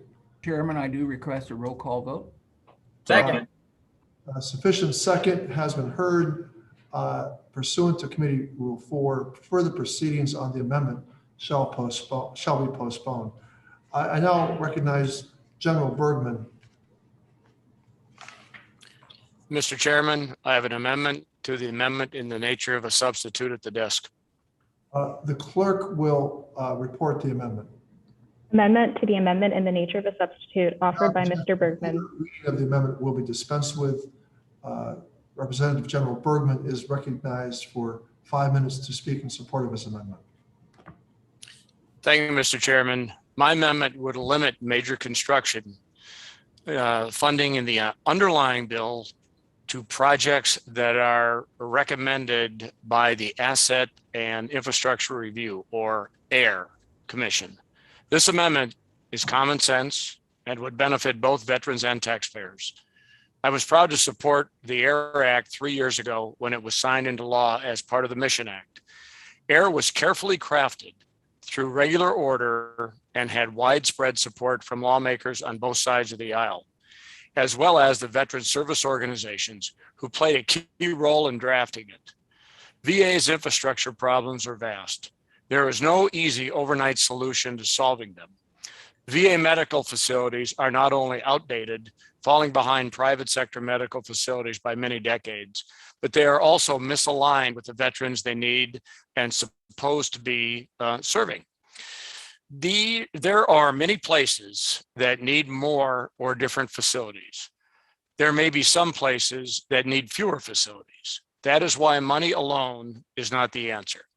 The AIR Act was based on a recommendation from the Bipartisan Commission on Care. It established a transparent, objective, data-driven process to collect input from subject matter experts, statisticians, veterans groups, local communities, VA employees, and veterans themselves. That input will be used to recommend how VA medical facilities could be updated, realigned, and brought into the 21st century so that veterans are better cared for. We are 3 years into the AIR Act process, and it is at a critical juncture. We are awaiting AIR Commission nominations from the White House, and the VA is preparing recommendations for the Commission to consider. It would be foolish and a foolish waste of time and money to make major investments in VA medical facilities outside of AIR. Why would we spend millions of dollars on a facility that VA and the AIR Commission could recommend for closure or change in short order? In military terms, this is a ready, fire, aim sequence. That is not how we care for the men and women who have served. And that is not how we show that we are responsible, worthy stewards of taxpayers' hard-earned money. I hope my amendment is adopted with bipartisan support. With that, I yield back. Thank you, General Burgman. Is there any member who wishes to speak on the Burgman Amendment? Mr. Chairman. Representative Levin, you're recognized for 5 minutes. Thank you, Mr. Chairman. I appreciate much of what General Burgman just said, but must urge opposition to Burgman Amendment number 1, which would, as he said, only allow VA to fund major construction projects that are in keeping with the recommendations of the Asset and Infrastructure Review Commission, or AIR Commission, that was created under the VA Mission Act of 2018. The AIR Commission has yet to be named, and the Commission's recommendations will not be transmitted to the President until January of 2023. Given the historic severity of underfunding as it relates to VA's capital assets, we cannot afford to wait until the AIR Commission provides recommendations to Congress and the White House. Major construction to address already identified long-standing needs in areas such as veterans' mental health, long-term care, and spinal cord injury should not be delayed any further. If we're going to build back veterans' trust in VA, we have to start by making serious investments in the outdated infrastructure meant to serve them, and we have to start now. For these reasons, I urge opposition, and Mr. Chairman, I yield back. Thank you, Representative Levin. Are there any other members who wish to speak to the Burgman Amendment? And if not, the question before the committee is the Burgman Amendment number 1. All those in favor will say aye. Aye. Aye. Aye. All those opposed will say no. No. No. The opinion of the chair, the noes have it. Mr. Chairman, I request a recorded vote. Second. There is a sufficient second, and pursuant to Committee Rule 4, further proceedings on the amendment shall be postponed. I now recognize General Burgman again. Mr. Chairman, I have an amendment to the amendment in the nature of a substitute at the desk. The clerk will report the amendment. Amendment to the amendment in the nature of a substitute. Further reading of the amendment will be dispensed with, and Representative Burgman is recognized for 5 minutes in support of the amendment. Thank you, Mr. Chairman. My amendment would fence $100 million in the underlying bill to meet the acute mental health needs of the veterans and families who are in crisis due to the Biden administration's complete failure in Afghanistan. Specifically, it would allocate $50 million to support the Veterans Crisis Line, which has experienced a significant surge in calls, texts, and chats from veterans in need over the last month. In fact, I personally attended a couple of VFW meetings here at the request of veterans. It would also allocate $50 million to support and expedite the implementation of a community-based suicide prevention grant program that I was proud to sponsor last Congress and get included in the Commander John Scott Hannon Veterans Mental Health Care Improvement Act, which was signed into law almost a year ago. As Ranking Member Bost said in his opening statement, it is shameful that we are here today in the VA committee discussing yet another unnecessary liberal spending package when there is an active crisis in the veterans community that requires our attention. The terrorist attack on American soil on 9/11/2001 changed our nation and our world forever. No one knows that better than my fellow veterans and their families. For 2 decades following that tragic day, brave American men and women have served in Afghanistan. They protected our homeland and the right of the Afghan people to live free from tyranny, fear, and oppression. Some of them never made it home. That is why it has been so painful for veterans and families to watch the events of the last month unfold. It has caused them to relive difficult memories. It has caused them to question, in some cases, the merits of their service. It has caused them to mourn all over again for lost friends and family members. It has caused them to fear for the fates of the Americans and the Afghan allies who were left behind. We are already seeing signs of this toll that this has taken on the veteran community. We should have no higher priority in this committee than ensuring our veterans and families are cared for in the midst of this tragedy. Republicans have been calling for an oversight hearing on how the failure in Afghanistan is impacting our veterans and their families. I pray that you will heed our call soon, Mr. Chairman. We need to hear from Secretary McDonough, Afghan veterans and veterans groups. We need to make sure, without a doubt, that every resource is available to support veterans and families in need. In the meantime, the very least we can do is to adopt my amendment today to provide additional support to the Veterans Crisis Line, the first line of defense for veterans who are struggling, and to ensure community support is available to those at risk of suicide as soon as possible.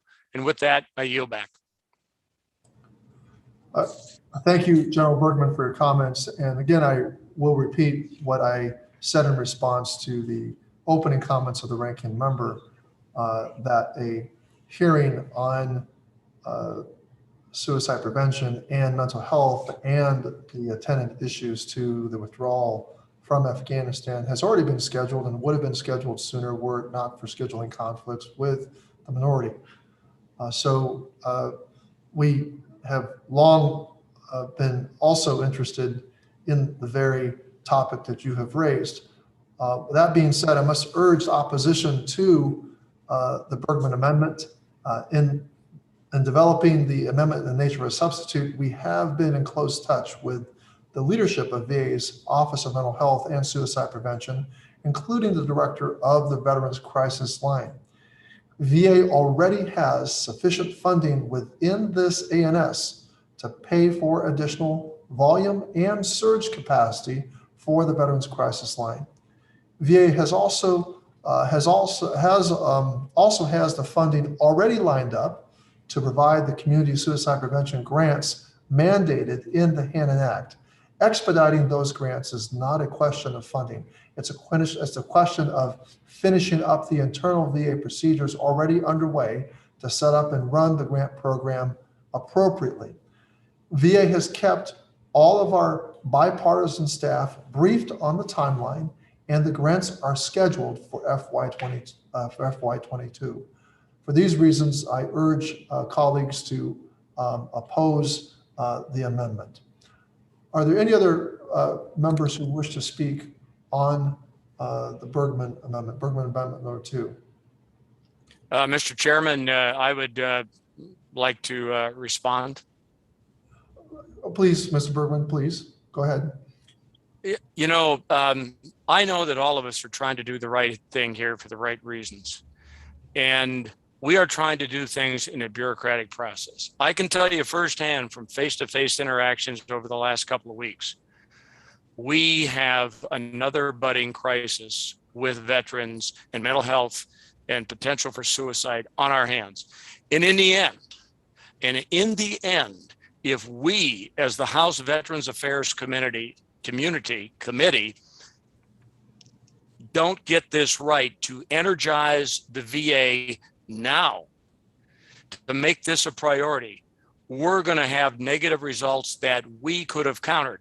Just like if we, as the Biden administration, largely through the Secretary of State, had done more planning and gotten off their bureaucratic backsides to get visas processed, to get all the things necessary for an evacuation in process beforehand, rather than just laying it out saying, well, we'll get to it because it's number 3 on our priority list. That doesn't cut it on the battlefield. And I can tell you that we need to act now. With that, I yield back. Well, thank you, General Burgman. I think there are a number of questions coming from both sides of the aisle. This committee is jurisdiction, does not have within it the capacity to review the shortcomings of what was and what could have been done better. As you mentioned, the State Department is within the jurisdiction of the Foreign Affairs Committee. We have a solemn duty to deal with responding to veterans' needs, and that includes their mental health, that includes suicide prevention, offerings from the Veterans Affairs Department, the Federal Veterans Department. And as I said, we were in the process of scheduling a hearing much sooner, but for conflicts with the minority schedule, and we still have not received advice on who the minority witness will be at the hearing that we have scheduled. So with that being said, as I said, we already do have sufficient funding for all of the things that you have called for. And so if there are no other, if there's any other members who wish to speak to the Burgman Amendment, and if not, the question is on the Burgman Amendment. All those in favor of the Burgman Amendment number 2, please indicate by saying aye. Aye. Aye. Aye. All those opposed say no. No. In the opinion of the chair, the noes have it. Mr. The Chairman, amendment is not agreed. Mr. Chairman, we asked for a roll call. Sufficient second has been heard, and pursuant to Committee Rule 4, further proceedings on the amendment shall be postponed.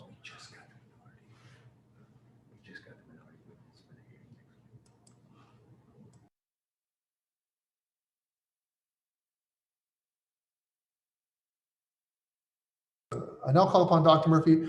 I will correct myself. I do stand corrected. We just have received word that the minority witness has been, for our mental health and suicide prevention hearing, has been forwarded to us. We appreciate the minority giving us that.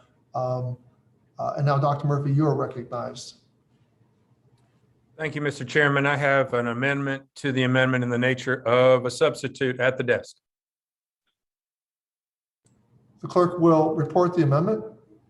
Amendment to the amendment in the nature of a substitute offered by Mr. Murphy of North Carolina. The amendment will be, the reading of the amendment will be dispensed with, and Dr. Murphy is recognized for 5 minutes to speak to his amendment. Thank you, Mr. Chairman. My amendment would fence $100 million in the underlying bill to support the VA Readjustment Counseling Service Centers, more commonly known as the vet centers. There are approximately 300 vet centers across the United States. They provide much needed counseling, community and peer support services to veterans and their families, including Gold Star families who are struggling to adjust to life after military service or, sadly enough, grieving the loss of a loved one. As a physician, I know that kind of care can literally be life-saving, and it has arguably never been more important, as we're hearing from several members right now. Veterans and families are suffering because of the Biden administration's catastrophic failure in Afghanistan. And while I understand it is not the purview of this committee to examine that failure, it is the purview of this committee to understand how that failure has affected our veterans. They are wondering, many of our Afghan veterans are wondering if their sacrifice meant anything. Case in point, demand at the Veterans Crisis Line services has risen significantly over the last month. And while the media and the Biden administration seems to have forgotten this disaster, our veterans cannot or have not been able to, and we cannot. It's a troubling signal of the serious detriment that the impact that this crisis is causing on our veteran community. Sadly, I fear there is much more to come. It seems that every day we get more and more details about what actually occurred in Afghanistan and how this administration left Americans and their allies behind. It brings back painful memories to our veterans and raises questions all over again, especially those who served in Afghanistan and the Gold Star families who lost family members, about why they were there and why their loved ones perished. It's shocking that we're not holding a committee meeting in the VA Affairs Committee to talk about those veterans and their families. Nothing is more important. I wrote to you, Mr. Chairman, along with several of my colleagues several years ago, asking for a hearing, and I've not gotten a response. I'm sure veterans of Afghanistan would like one as well. In the meantime, we know that veterans are in need and vet centers are on the front lines meeting that need. My amendment would provide additional resources so that vet centers are equipped to meet the increasing demands for care. It would also provide additional resources to expand the number of vet centers so that more veterans, families, and communities can benefit from them on not only now, but in the future. I hope that every one of my colleagues would join me in supporting this amendment. It's for caring for the mentally anguished and those who have sacrificed so much for our freedom. It is the least that we can do in a bipartisan manner to show the veterans that we have their back at a time when too many are questioning that. Thank you, Mr. Chairman. I'll yield back. Thank you, Dr. Murphy. Is there any member who wishes to speak on the Murphy Amendment? Chairman, this is Congressman Mervan. Mr. Mervan, you're recognized for 5 minutes. Of the amounts appropriated to the Department of Veterans Affairs under this title, 100 million shall be available for improving and expanding the capacity of existing vet centers. As such, the term is defined in the section 171 2A of Title 38 United States Code, and supporting this establishment of the new vet centers.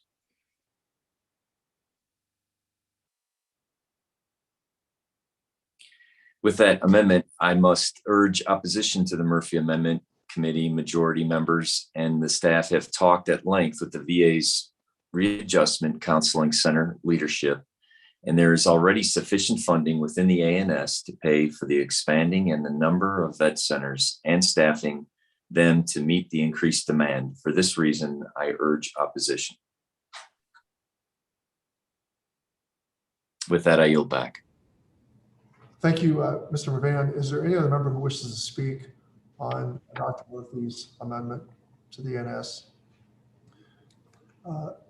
If not, the question is on the amendment by Representative Murphy, Dr. Murphy.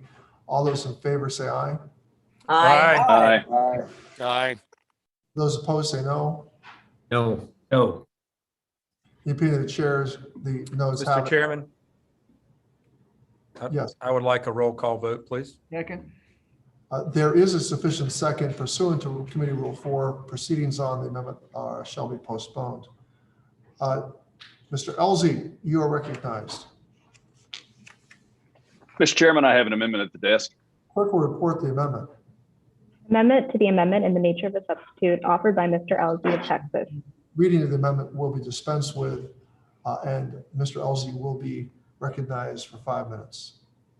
Mr. Chairman, thank you. Mr. Chairman and members, the amendment I respectfully bring for your consideration would fence $100 million of the funds made available in the underlying bill to support our veterans through mobile infrastructure. Mobile infrastructure provides mobile community-based outpatient clinics, mobile intensive care units, and mobile vet centers. The vet centers are otherwise known by the Department of Veterans Affairs as readjustment counseling centers. This mobile infrastructure increases access to care for veterans, particularly in struggling and underserved areas, and does so much more rapidly than building a new facility or renovating an outdated one. The VA has made incredible use of mobile infrastructure by surging mobile vet centers to communities in need of more mental health support as a place to go for free confidential support and someone to talk to if they're struggling, especially after August 31st, which has seen an incredible increase in veterans calling and crying out for help. The VA makes effective use of mobile infrastructures in emergencies or natural disasters. For instance, if a hurricane or wildfire hits a given area and damages a VA clinic, VA will send in a mobile clinic so veterans can still receive care while recovery and repairs are ongoing. Mobile infrastructure, ICUs in particular, have also been a key part of the VA's pandemic response due to the ease and flexibility of deployment by the VA to increase surge capacity at facilities with high caseloads. Congress acted in a bipartisan manner in 2018 with the AIR Act. With the VA medical facilities have major deficits and the AIR Act process underway, this amendment reflects the wisest manner to spend taxpayer dollars outside of the AIR Act process. That process is data-driven, transparent, and was signed into law 3 years ago with bipartisan support and with input and support from veterans groups. In other words, it's the exact opposite of the bill we're debating this afternoon. The cost-effective expenditures on mobile care facilities reflected in this amendment will increase access to care for veterans.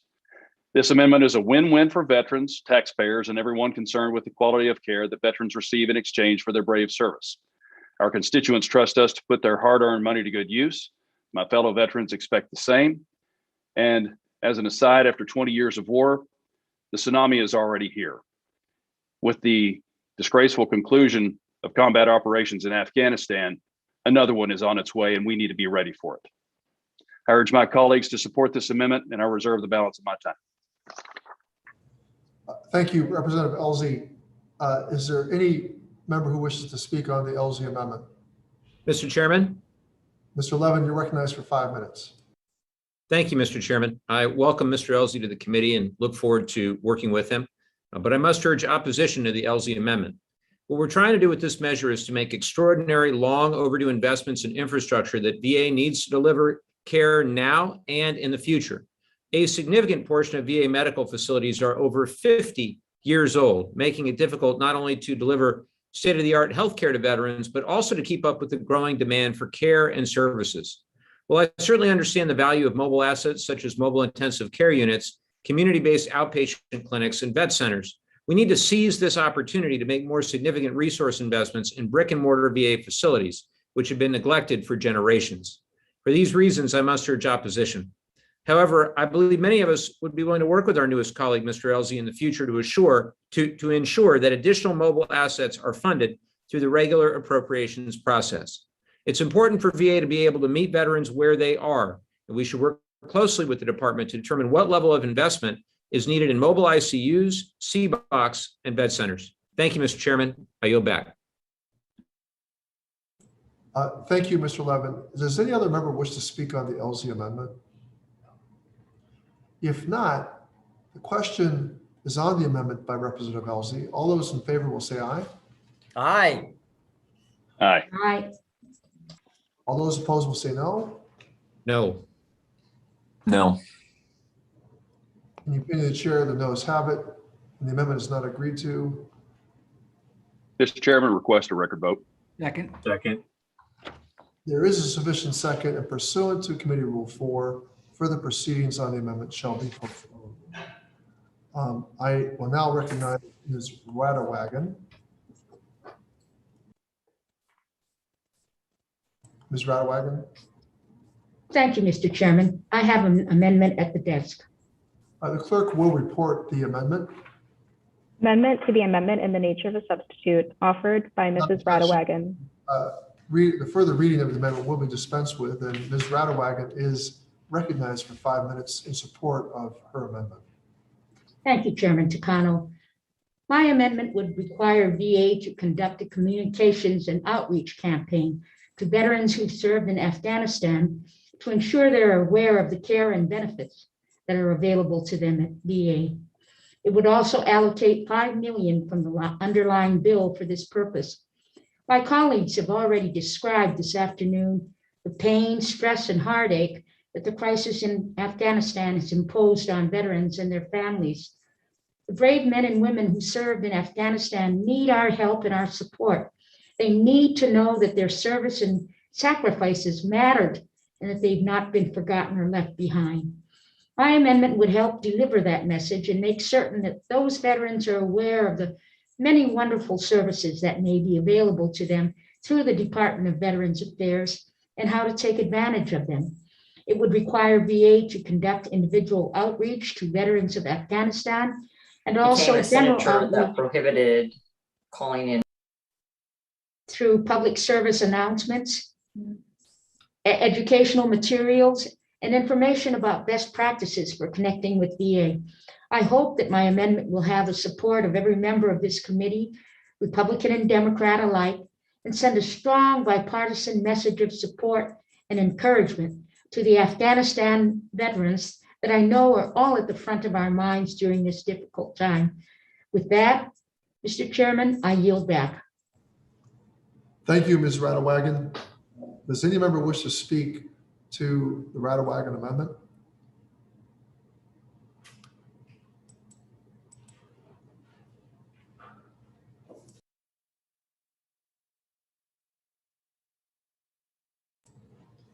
Well, unfortunately, so I will speak on the amendment. Unfortunately, I cannot support the amendment that is offered by Ms. Radewagen. The committee majority members and staff have been in constant contact with VA, and particularly its Office of Mental Health and Suicide Prevention. We've been in touch since the time of the Afghanistan withdrawal to ensure that VA is doing all that it can to reach out to and support veterans. We do not have any indication from VA that it needs more than its current funding to continue reaching out and offering services to veterans dealing with the current events and their own service in Afghanistan. As you know, we will have a full committee hearing next week, which has been in the work for weeks, to hear more specifics from VA and VSOs about veteran mental health promotion and suicide prevention efforts. I encourage members to press VA for more details on this issue at that meeting next week. For these reasons, I urge opposition to the Radewagen amendment. Is there any other member who wishes to address the Radewagen amendment? And if not, the question is on the amendment by Representative Radewagen. All those in favor will say aye. Aye. Aye. Aye. All those opposed will say no. No. In the opinion of the chair, the noes have it and the amendment is not agreed to. And without objection. I request a roll call. Second. Mr. Chairman, I ask for a recorded vote. There being a sufficient second under Rule 4 of the committee, further proceedings on the amendment are postponed. I now recognize Ms. Mace. Ms. Mace? Thank you, Mr. Chairman. I do have an amendment at the desk. The clerk will report the amendment. Amendment to the amendment in the nature of a substitute offered by Ms. Mace of South Carolina. Without objection, further reading of the amendment will be dispensed with, and Representative Mace is recognized for 5 minutes in support of her amendment. Thank you, Chairman Takano, and welcome Representative Elsie to the VA Committee, or HVAC. My amendment would extend the applicability of a portion of the underlying bill that authorizes interim leasing and another section that appropriates lease funding by an additional year until 2025. As it currently stands, it would end in 2024. One of the major medical facility leases that was proposed by the VA in the most recent budget submission is actually in Beaufort, South Carolina, in South Carolina's 1st Congressional District, in my district. My understanding is that congressional authorizations for VA major medical facility leases used to be a comparatively simple process, but due to a change in how the CBO scored VA major medical facility leases in 2012, Congress has been at basically a standstill on VA lease authorizations for the last decade. The underlying bill would address this by providing the VA with additional leasing authorities and bringing the VA leasing more in line with the General Services Administration, who manages leases for the rest of the federal government. I wish that members would have had the opportunity to thoroughly discuss this proposal in committee before, of course, I brought it up and asked for a vote on it today. The fact that we didn't have the opportunity, I think, is a shame, brought about by what's so far been this year a very partisan reconciliation process in just about every committee I've sat in on, that the majority in DC is using to rush $3.5 trillion in this massive spending bill in Congress. That said, Congress's inability to act quickly to authorize VA major medical facility leases, this isn't putting our veterans first. And each of us here want to do what's best for all of our veterans across the country. We've got to find a way to move forward in providing veterans with the leased facilities that they need in, I believe, a much more efficient and much more timely manner. And I'm hopeful that this could have been addressed today. For that reason, I'm supportive of the lease authorities and the underlying bill. I hope that they will provide veterans in South Carolina, across the country, and communities large and small, with increased access to high quality care for years to come. I'm sure it was just an oversight on part of my colleagues on the other side of the aisle to allow some of those additional leasing authorities to expire in 2024 at the end of Biden's term, but we really should extend that an additional year. That would give the VA more time to put these authorities, these leasing authorities, to good use. It would also give lawmakers more time to weigh how well these authorities are working and decide whether they should be permanent. I hope all of my colleagues on the committee would support this amendment, and I yield back, Mr. Chairman. Thank you, Representative Mace. Is there any member who wishes to speak on the Mace amendment? Mr. Chairman, I'd like to be recognized. Ms. Brownlee, you're recognized for 5 minutes. Thank you, Mr. Chairman. And I must very reluctantly oppose the Mace amendment, given the challenges I faced in my own district to secure a lease some years ago.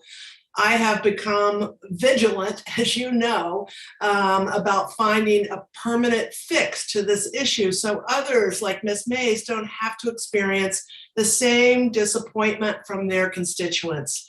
While the underlying language is far from perfect, it was carefully crafted to score within the budget window that was laid out in the budget reconciliation directive. I hope my colleagues will recognize that and support the language in the underlying ANS rather than this amendment. And I would welcome Representative Mace's joining me in fighting this issue, because I concur with your concerns, and we do need a permanent fix to this leasing situation to put our veterans first. With that, I urge my colleagues to vote no on the Mace amendment. And with that, Mr. Chairman, I will yield back.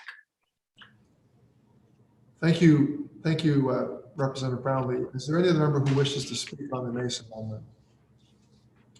Before I call for a vote, I do want to thank Representative Brownlee for her passionate leadership on this issue. We are able to find a way to get to a permanent fix. Unfortunately, cannot be done with this reconciliation bill before us. So if there are no other members who wish to speak on the Mace amendment, the question is on the amendment by Representative Mace. All those in favor say aye. Aye. Aye. Aye. Aye. Aye. Aye. All those opposed say no. No. No. In the opinion of the chair, the noes have it. The amendment is not agreed to. And Mr. Chairman, we request a roll call. And I am hearing I hear a sufficient second pursuant to Committee Rule 4. Further proceedings on the amendment shall be postponed. I now recognize Ranking Member Bost. Thank you, Mr. Chairman. I have an amendment to the amendment in the nature of a substitute at the desk that is identified as Bost Amendment number 4. The clerk will report the amendment. Amendment to the amendment in the nature of a substitute offered by Mr. Reading of the amendment will be dispensed with. Representative Bost is recognized for 5 minutes in support of his amendment. Yeah, thank you, Mr. Chairman. The amendment, the chairman's amendment in the nature of a substitute provides 15.2 billion for construction, including major construction. As the member of this committee as every member of this committee knows, we have an asset and infrastructure review or the AIR process underway, which many of us have talked about today. The entire purpose of the AIR is to provide recommendations for how and where VA medical facility footprint should be updated to better serve the veterans. Why the majority is proposing to spend billions of dollars to construct new medical facilities before that process is complete is beyond me. Therefore, my amendment would reduce the 15.2 billion to 8.9 billion. It would then only allow for 8.9 billion to be used for non-recurring maintenance in the fiscal year 2022 budget request. VA projects that the backlog for non-recurring maintenance would cost roughly 8.9 billion. This amendment would fund all of the VA's most immediate maintenance needs. Ensuring our veterans have safe, well-maintained medical centers and clinics is vital. And non-recurring maintenance addresses these requirements quickly and where the VA and the veterans need it the most. But building new hospitals will take years and cost billions of dollars. Just look at what we know from what happened at the Denver VA Medical Center, especially those of us who have been around this committee for a while. Because doing that before we know where the VA should place its assets is foolish. For these reasons, I urge my colleagues to support the amendment. And with that, I yield back. Thank you, Ranking Member Boss. I recognize myself in opposition. I must urge opposition to Ranking Member Boss' amendment, which would replace Section 12,001 of the ANS and with an appropriation of $8.9 billion that VA could only spend on non-recurring maintenance projects. This amendment would significantly limit VA's ability to enhance and revitalize its capital asset portfolio by limiting the department to a single type of project. This would keep VA from being able to direct funds to more than 900 major and minor construction projects in its long-range capital plan, projects that have been waiting for years for funding. This includes 261 major and minor construction project facilities in or near districts of Republican committee members, 36 of which are on VA's strategic capital investment planning list. These are the infrastructure projects that VA has deemed to be most critical to address in the near term. This amendment would deny the ranking member's own constituents and those of his colleagues on the Republican side of the dais the opportunity to have any of these major and minor construction projects funded. Make no mistake about it, Republican members will be voting against their own constituents. And let me just add before I close that the vaunted AIR Commission has been delayed not because of a failure of the White House to put forward nominees. It's been the Republican leadership of the House and Senate who have failed to put forward their recommendations for those nominations. And so I, once again, urge my colleagues to oppose this amendment. And with that, I will look to see if anyone else on the committee is wishing to speak on Bost Amendment number 4.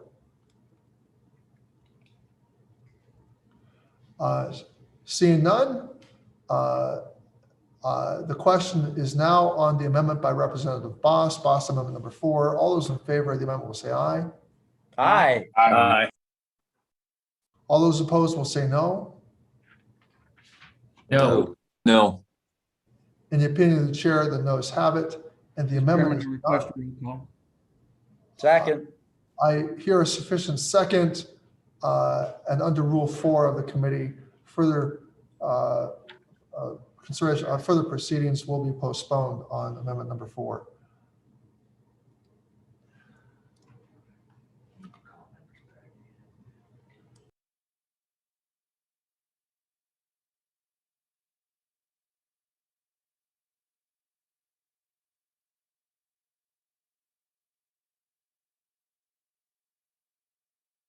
We will now move toward votes, the postponed votes on all the amendments put forward. I do not see any other amendments that have been timely submitted. So we will move to the unfinished business of recorded votes on amendments. I do ask that members do turn on their cameras, be prepared to vote, so we can move quickly.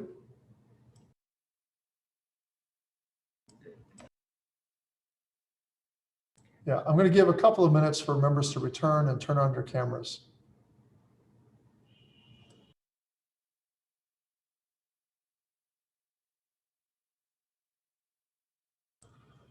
So I do have to see you on screen in order to begin the vote.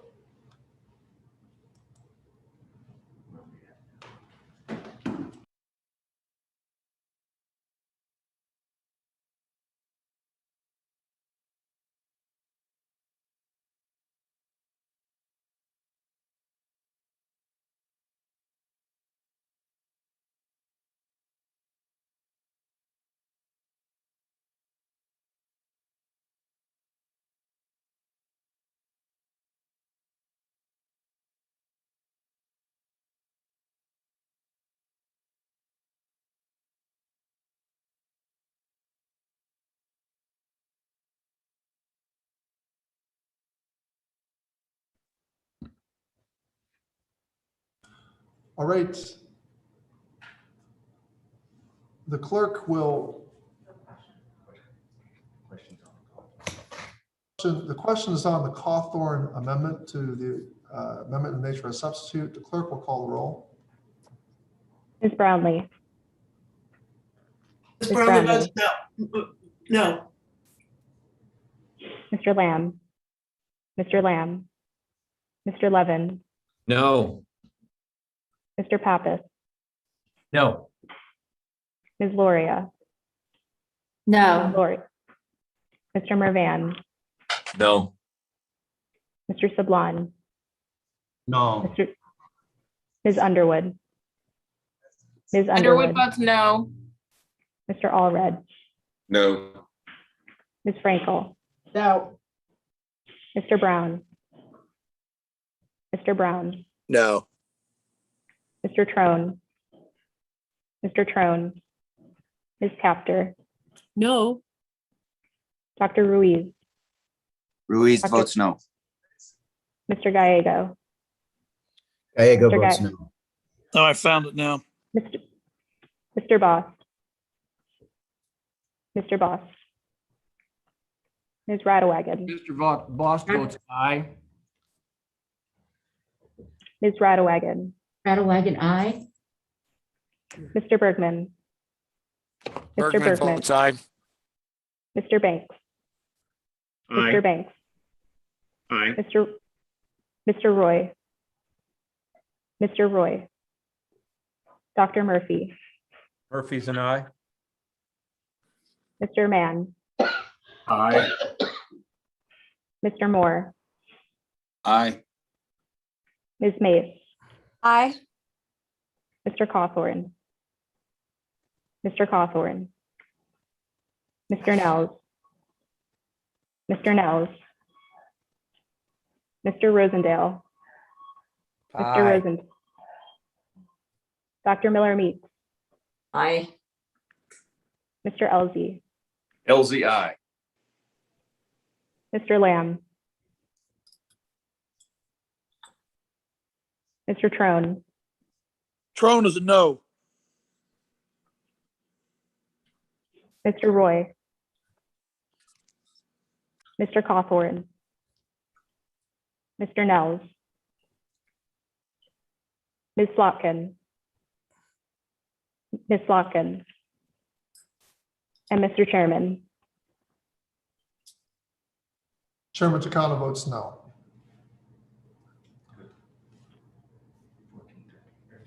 Clerk will report.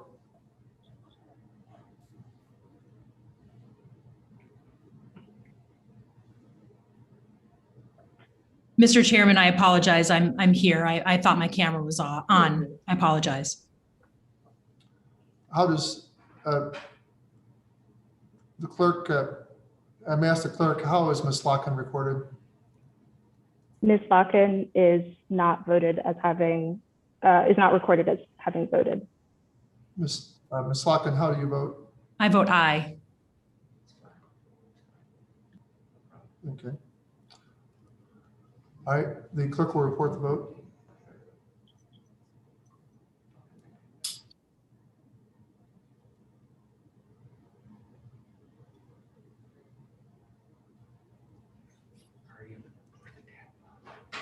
Mr. Chairman, for this vote, there are 11 ayes and 16 noes. 11 ayes and 16 noes. Therefore, the motion is not agreed to.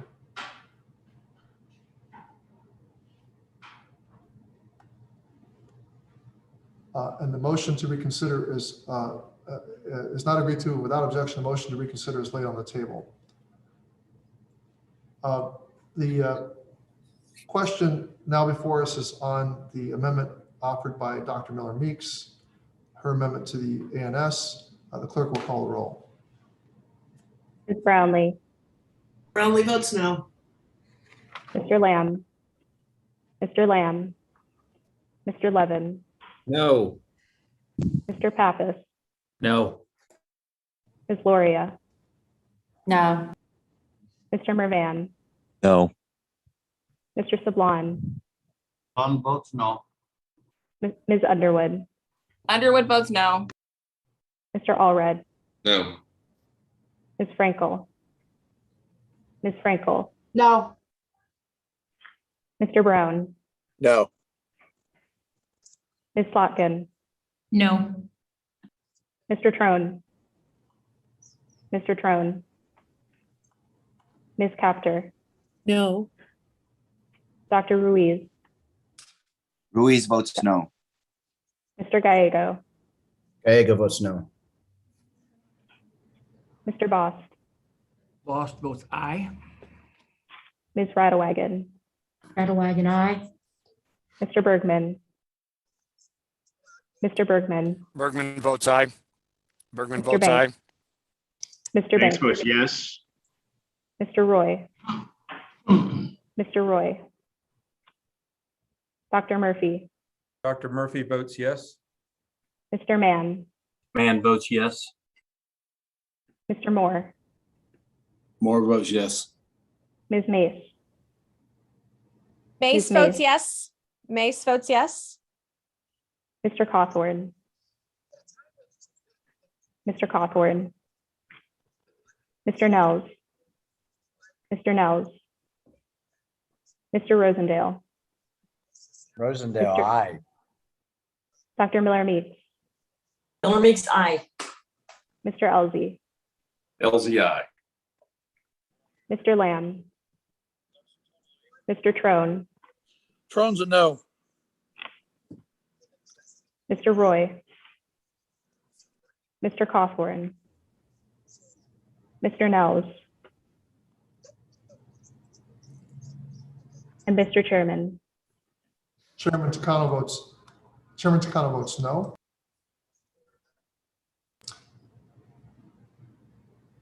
And the clerk will report.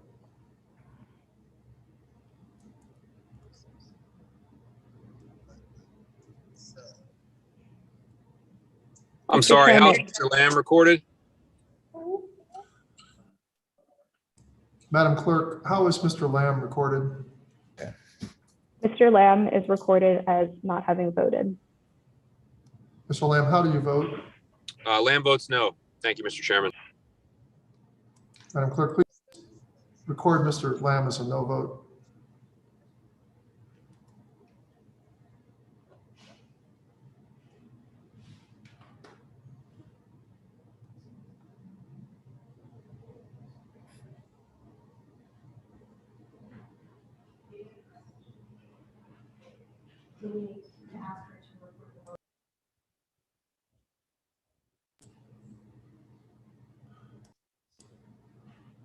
The clerk will report the vote. Mr. Chairman, for this vote, there are 11 ayes and 17 noes. There being 11 ayes and 17 noes, the amendment is not agreed to. And without objection, the motion to reconsider is laid on the table.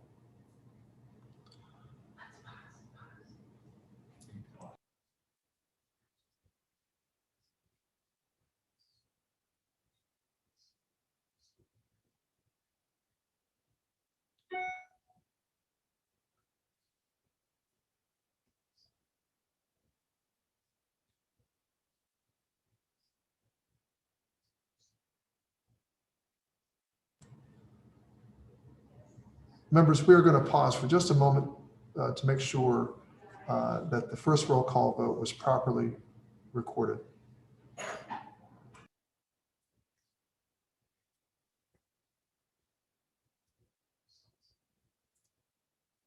I'll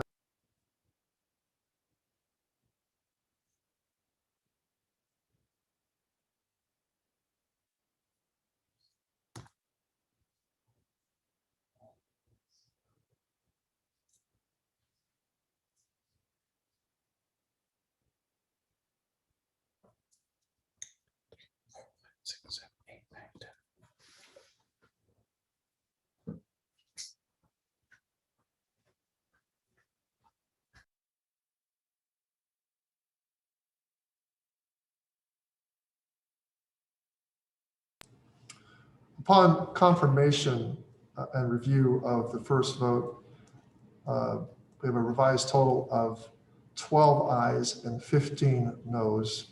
The amendment is still not agreed to. We will now move on to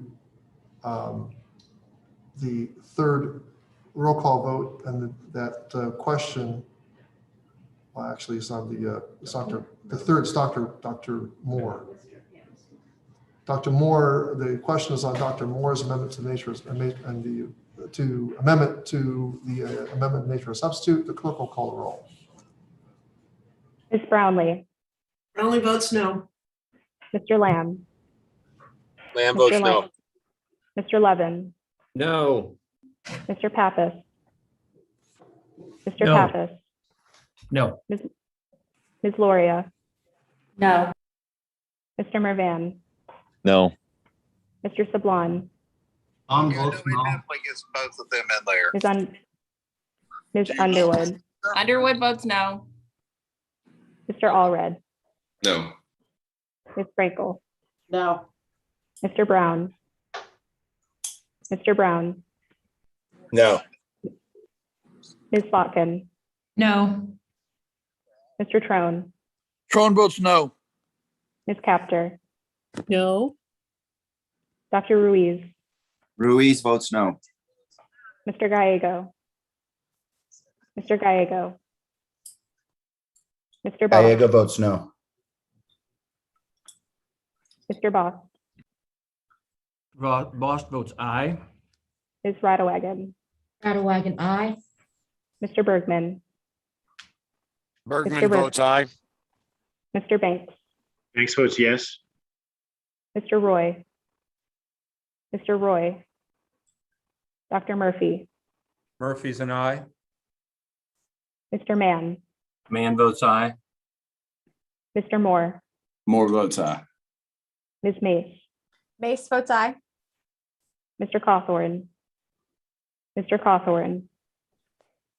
Mr. Nels. Mr. Nels.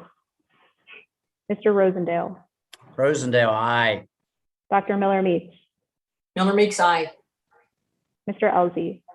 LZI. Mr. Roy. Mr. Cawthorn. Mr. Nels. Mr. Chairman.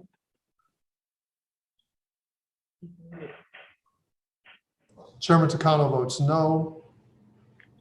Are there any members who wish to change their votes?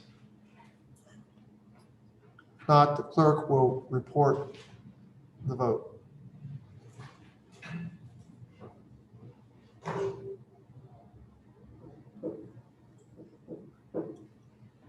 Mr. Chairman, for this vote, there are 11 ayes and 17 noes.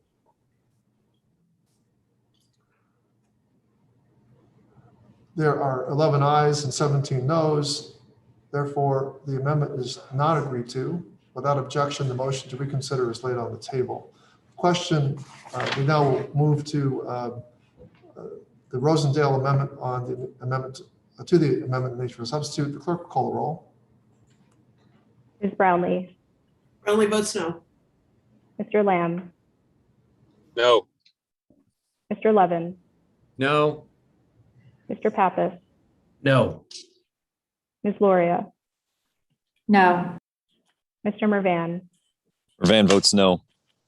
Mr. Sablon, Sablon votes no. Ms. Underwood, Underwood votes no. Mr. Allred, No. Ms. Frankel, No. Mr. Brown, Override a Hogan Beach vote. No. Brown, no. I think we need to work on, if we're going to do 8-0. Ms. Slotkin, No. Mr. Trone, Trone votes no. Ms. Capter, No. Dr. Ruiz, Ruiz Dr. votes no. Mr. Gallego, Mr. Gallego, Mr. Bost, Bost votes aye. Ms. Radewagen, Radewagen, aye. Mr. Burgman, Burgman votes aye. Aye. Mr. Banks, Banks votes yes. Mr. Roy, Mr. Roy, Dr. Murphy, Yeah, this is a good one. Yes. Mr. Mann, Mann votes yes. Mr. Moore, Mr. Moore is a yes. Ms. Mace, Mace is a yes. Mr. Cawthorn, Mr. Cawthorn, Mr. Nels, Mr. Nels, Mr. Rosendale, Yes. Dr. Miller Meeks, I'll follow Mr. Rosendale's yes with a yes. Mr. Elsie, LZI. Mr. Gallego, Mr. Roy, Mr. Cawthorn, Mr. Nels, Mr. Chairman, Chairman Takano votes no. Are there any members who wish to change their votes? The clerk will report the vote.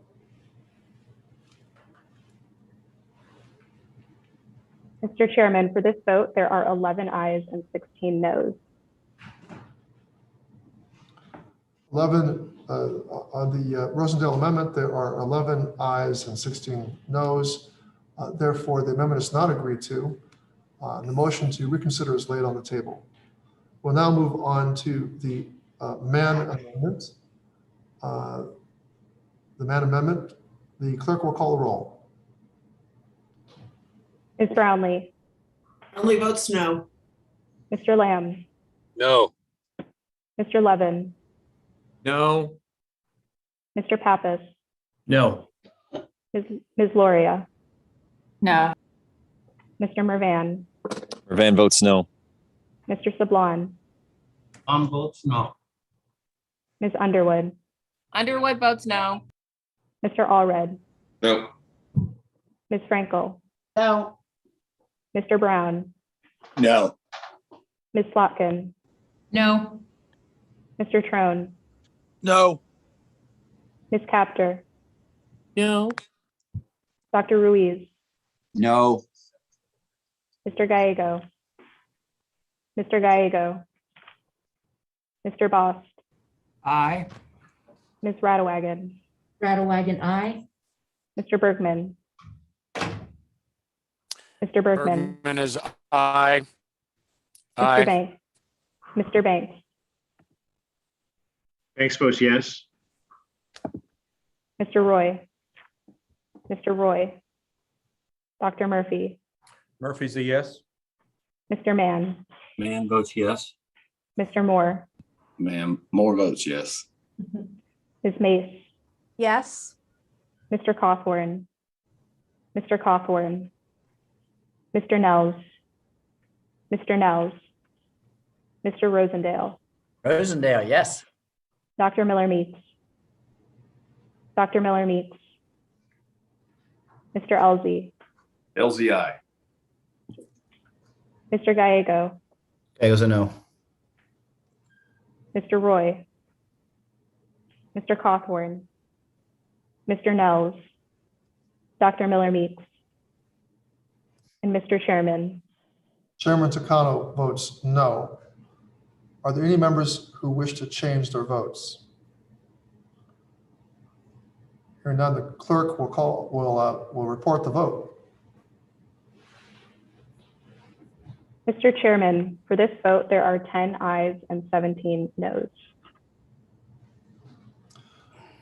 There are 10 ayes and 17 noes. Therefore, the amendment is not agreed to. Without objection, the motion to reconsider is laid on the table. We now will move to the question of the Banks Amendment number 1. The clerk will call the roll. Ms. Brownlee, Brownlee votes no. Mr. Lamb, No. Mr. Levin, No. Mr. Pappas, No. Ms. Loria, Ms. Loria, No. Mr. Mervan, Mr. Mervan, I'll keep you Mervan, posted. Mervan votes no. Love you. Mr. Sablon, Bye. No. Ms. Underwood, Underwood votes no. Mr. Allred, No. Ms. Frankel, No. Mr. Brown, Brown, no. Mr. Trone, Mr. Trone, Ms. Capter, No. Dr. Ruiz, No. Mr. Gallego, Gallegos a no. Mr. Boss, Boss is an aye. Ms. Radwagen, Ms. Radwagen, Radwagen, aye. Mr. Burgman, Burgman is aye. Mr. Banks, Banks votes yes. Mr. Roy, Mr. Roy, Mr. Murphy, or Dr. Murphy, Murphy is a yes. Mr. Mann, Man votes aye. Mr. Moore, Moore votes aye. Ms. Mace, Mace, aye. Mr. Cawthorn, Mr. Cawthorn, Mr. Nels, Mr. Nels, Mr. Rosendale, Rosendale, aye.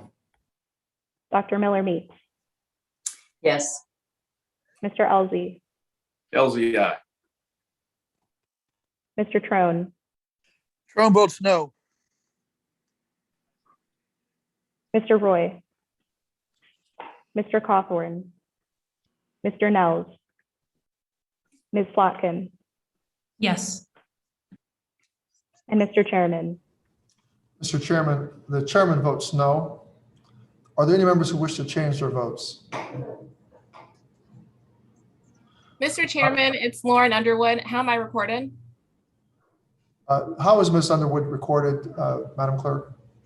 Ms. Underwood is recorded as no. Are there any members who wish to change their votes? The clerk will report the vote.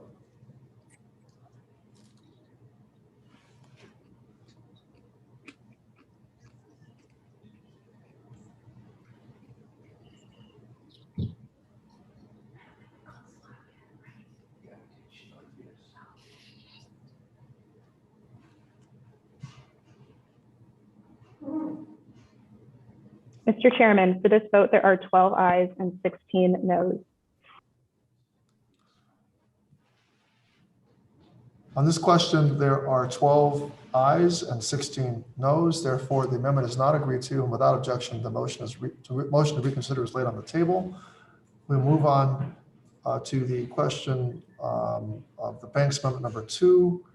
The clerk will call the roll. Ms. Brownlee, Brownlee votes no. Mr. Lamb, No. Mr. Levin, No. Mr. Pappas, No. Ms. Loria, Ms. Loria, Mr. No. Mervan, Mervan Mr. votes no. Mervan votes no. Mr. Sablon, No. Ms. Underwood, Underwood votes no. Mr. Allred, No. Ms. Frankel, No. Mr. Brown, No. Ms. Slotkin, No. Mr. Trone, No. Ms. Capter, No. Dr. Ruiz, No. Mr. Gallego, No. Mr. Bost, Aye. Mr. Ms. Boswell. Radewag, Ms. Radwagen, Mr. Bergman, Bergman is aye. Mr. Banks, Yes. Mr. Roy, Mr. Roy, Dr. Murphy, Murphy's a yes. Mr. Mann, Mann votes yes. Mr. Moore, Moore votes yes. Ms. Mace, Ms. Mace, Mr. Cawthorn, Mr. Cawthorn, Mr. Nels, Mr. Nels, Mr. Rosendale, Rosendale, yes. Dr. Miller Meeks, Miller Meeks, yes. Mr. Elzey, Mr. Elzey, Elsie, aye. Mr. Roy, Ms. Mace, So nice. Mr. Cawthorn, Mr. Nels, Mr. Chairman, Chairman Takano votes no. Are there any members who wish to change their votes? This is Representative Luria. How was I recorded on this vote? Madam Clerk, how is Ms. Luria recorded? Ms. Luria is recorded as no. Clerk will report the vote. Mr. Chairman, this is Congresswoman Mace. How am I recorded? Madam Clerk, how is Congresswoman Mace recorded? Ms. Mace is not recorded. Mace, I'd like to vote yes. Representative Mace votes yes. Are there any members who wish to record or change their votes? Clerk will report the vote. Mr. Chairman, for this vote, there are 11 ayes and 17 noes.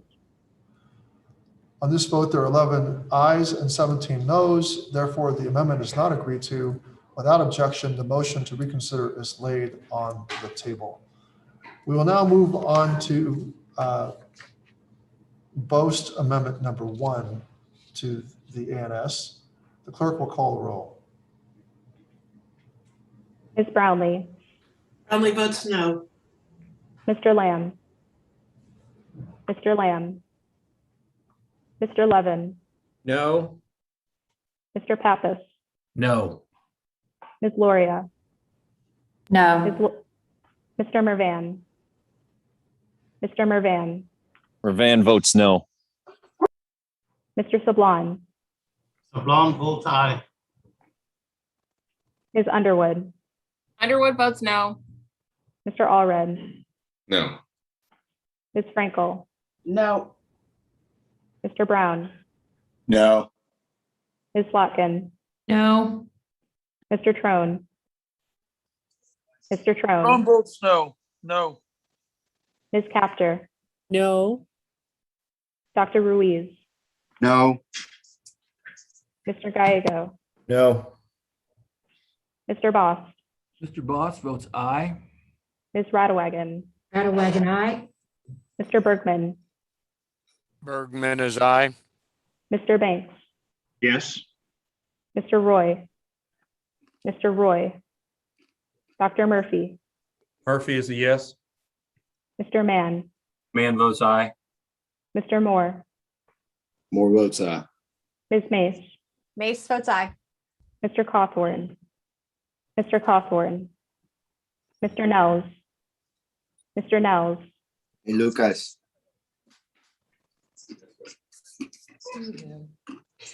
Here's my-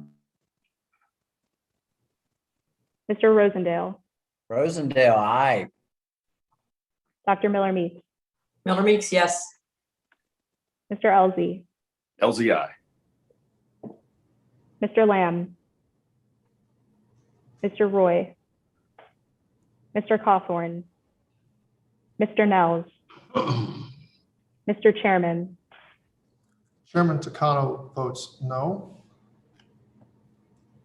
Does any member wish to change his or her vote? Does any member wish to be recorded?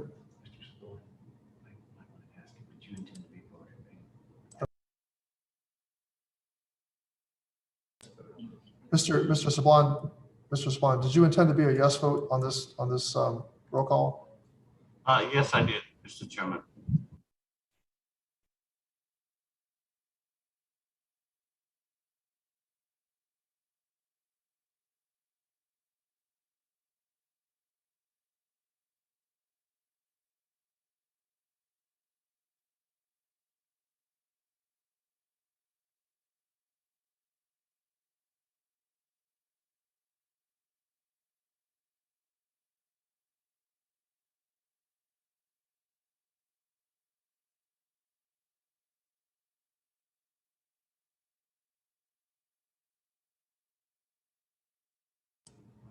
The clerk will report the vote.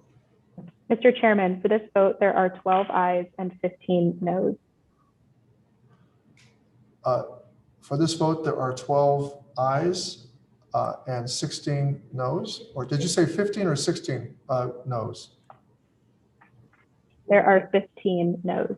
15 noes, so 12 ayes and 15 noes. Therefore, the amendment is not agreed to, and without objection, the motion to reconsider is laid on the table.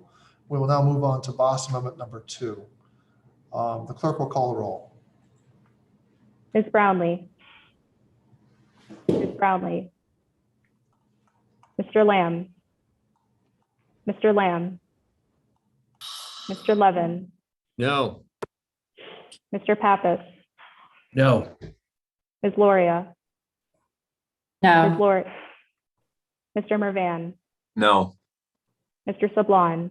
Sablon votes no. Ms. Underwood. Underwood votes no. Mr. Allred. No. Ms. Frankel. No. Mr. Brown. No. Ms. Slotkin.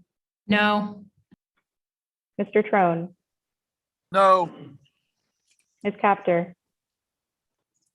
Ms. Capter. No, thank you. Dr. Ruiz. No. Mr. Gallego. Mr. Gallego. Mr. Boss. Gallego votes no. Mr. Bost votes aye. Ms. Radewagen. Radewagen, aye.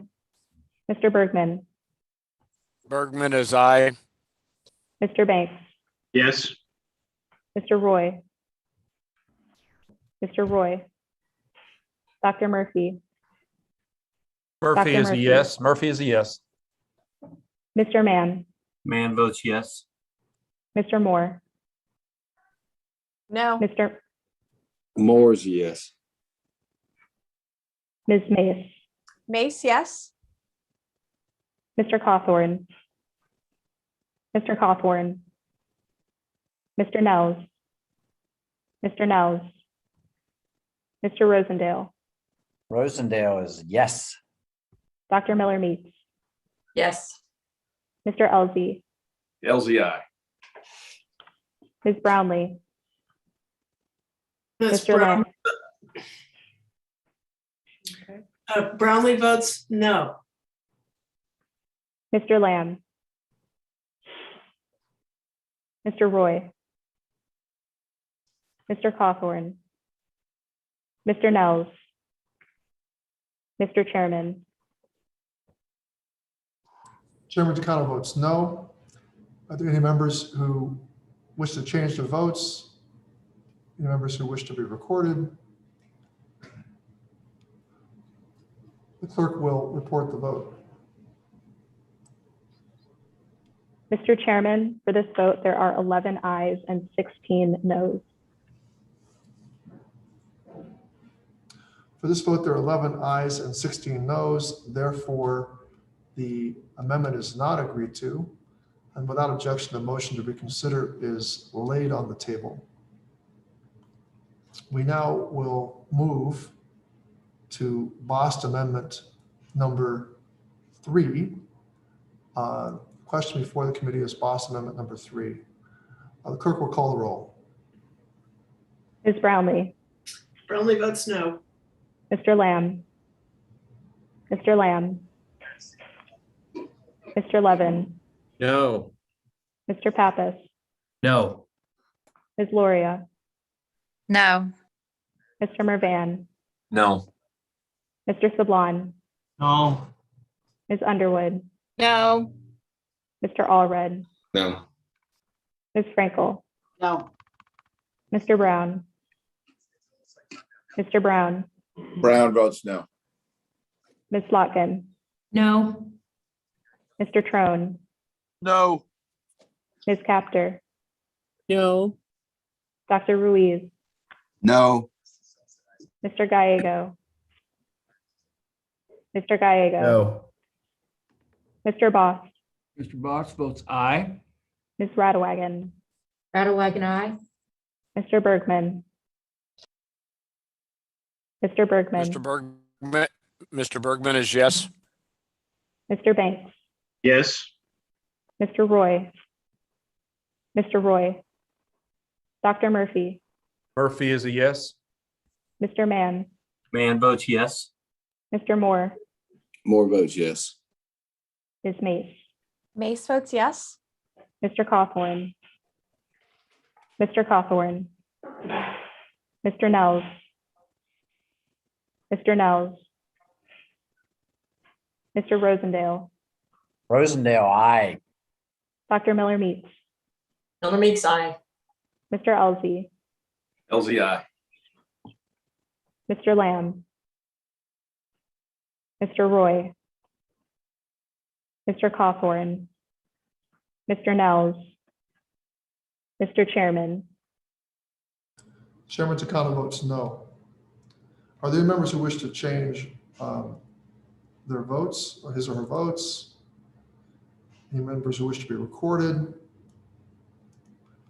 If not, the clerk will report the vote. Mr. Chairman, for this vote, there are 11 ayes and 16 noes.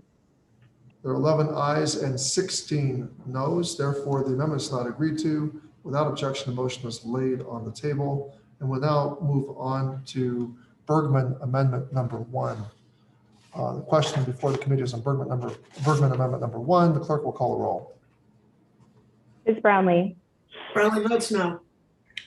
Mr. Lamb, Mr. Lamb, Mr. Levin, No. Mr. Pappas, No. Ms. Loria, No. Mr. Mervan, No. Mr. Sablon, No. Ms. Underwood, No. Mr. Allred, No.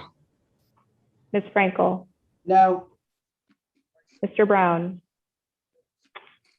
Mr. Brown, Brown votes no. Ms. Slotkin, No. Mr. Trone, Mr. Trone, Trone votes no. Ms. Capter, No. Dr. Ruiz, No.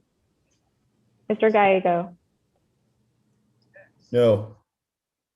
Mr. Boss, Mr. Boss, Mr. Boss votes aye. Ms. Radewagen, Ms. Radewagen, Mr. Radewagen, Bergman, aye.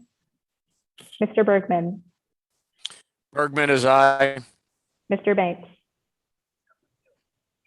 Mr. Banks, Yes. Mr. Roy, Mr. Roy, Dr. Murphy, Murphy is a yes. Mr. Mann, Man votes yes. Mr. Moore, Moore votes yes. Ms. Mace, Mace votes yes. Mr. Cawthorn, Mr. Cawthorn, Mr. Nels, Mr. Nels, Mr. Rosendale, Rosendale, aye. Dr. Miller Meeks, Miller Meeks, aye. Mr. Elsie, LZI. Mr. Lamb, Mr. Roy, Mr. Cawthorn, Mr. Nels, Mr. Chairman, Chairman Takano votes no. Are there any members who wish to change their votes? Any members who who wish to be recorded? If not, clerk How will, is Rattlewagon recorded, please? Madam Clerk, how is Ms. Rattlewagon recorded? Ms. Radwagon is recorded as I. Ms. Rattlewagon, you were recorded as aye.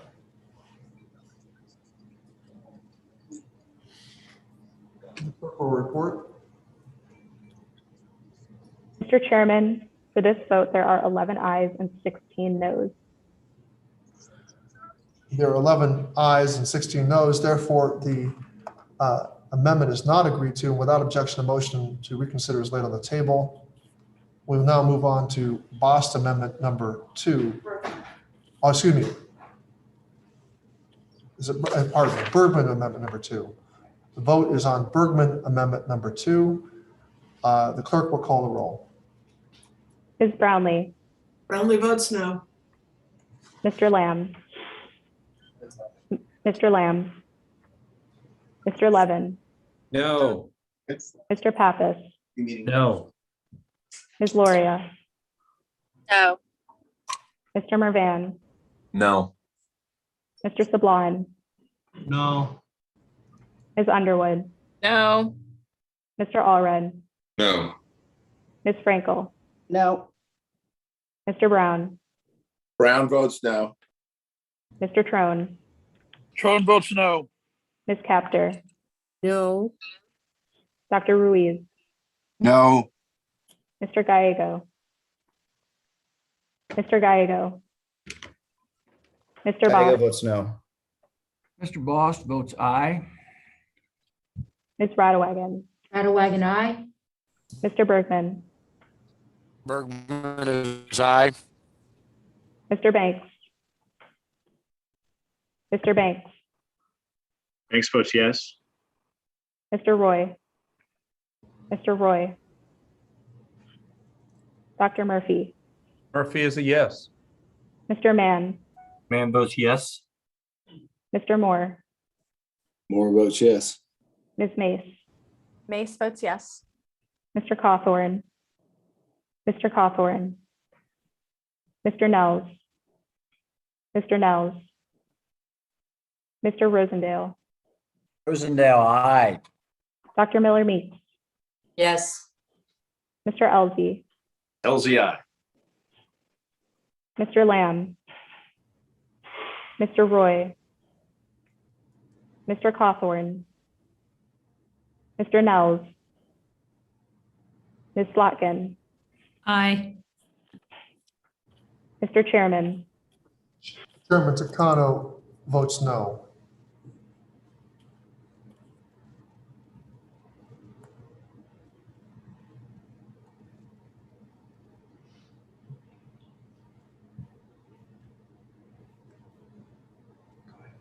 Clerk will report the vote. Mr. Chairman, for this vote, there are 12 ayes and 15 noes. There are 12 ayes and 15 noes. Therefore, the amendment is not agreed to. And without objection, a motion to reconsider is laid on the table. And we'll now move on to Dr. Murphy.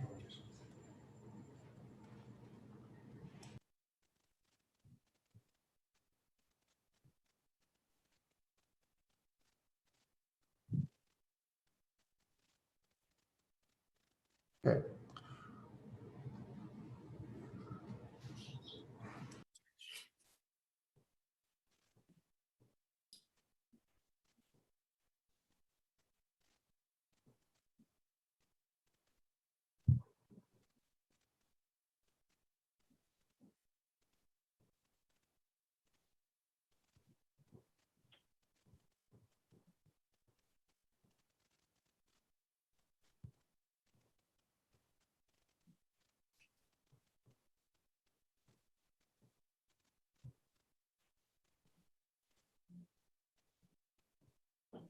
So we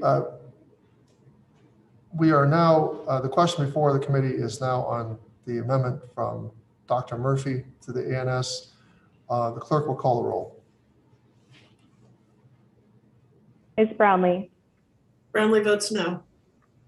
Mr. Lamb, Mr. Lamb, Mr. Levin, No. Mr. Pappas, No. Ms. Loria, No. Mr. Mervan, No. Mr. Sablon, No. Ms. Underwood, No. Mr. Allred, No. Ms. Frankel, No. Mr. Brown, Brown, no. Ms. Plotkin, No. Mr. Trone, No. Ms. Capter, Ms. No. Capter, Dr. Ruiz, No. Mr. Gallego, No. Mr. Boss, Mr. Boss votes aye. Ms. Radewagen, Radewagen, aye. Mr. Burgman, Bergman is aye. Mr. Banks, Yes. Mr. Roy, Mr. Roy, Dr. Murphy, Dr. Murphy, Mr. Mann, Man votes yes. Mr. Moore, Moore votes yes. Ms. Mace, Mace votes yes. Mr. Cawthorn, Mr. Cawthorn, Mr. Nels, Mr. Nels, Mr. Rosendale, Rosendale, aye. Dr. Miller Meeks, Miller Meeks, yes. Mr. Elsie, LZI. Mr. Lamb, Mr. Roy, Dr. Murphy, Mr. Cawthorn, Mr. Nels, Mr. Chairman, Chairman Takano votes no. Clerk will report the vote.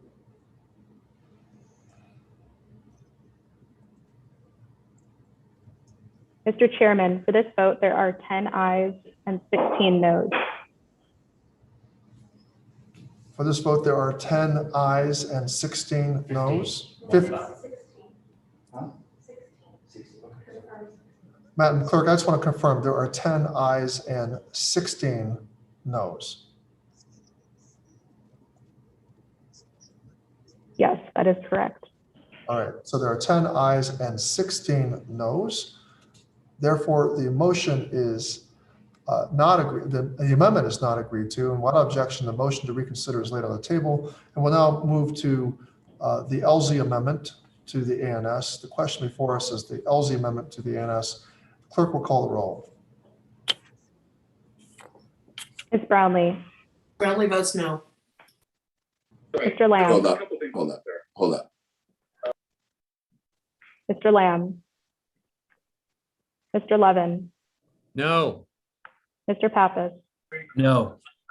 Ms. Loria, No. Mr. Mervan, No. Mr. Sablon, No. Ms. Underwood, Underwood votes no. Mr. Allred, No. Ms. Frankel, Ms. Frankel, No. Mr. Brown, Brown votes no. Ms. Plotkin, No. Mr. Trone, No. Ms. Capter, No. Dr. Ruiz, No. Mr. Gallego, No. Mr. Boss, Boss votes aye. Ms. Radewagen, Radewagen, aye. Mr. Bergman, Bergman is aye. Mr. Banks, Yes. Mr. Roy, Mr. Roy, Dr. Murphy, Dr. Murphy, Mr. Mann, Man votes aye. Mr. Moore, Moore votes aye. Ms. Mace, Mace votes aye. Mr. Cawthorn, Mr. Cawthorn, Mr. Nels, Mr. Nels, Mr. Rosendale, Rosendale, aye. Dr. Miller Meeks, Miller Meeks, yes. Mr. Elsie, LZI. It's different. Mr. Lamb, Mr. Roy, Dr. Murphy, Mr. Cawthorn, Mr. Nels, and Mr. Chairman. Chairman Takano votes no.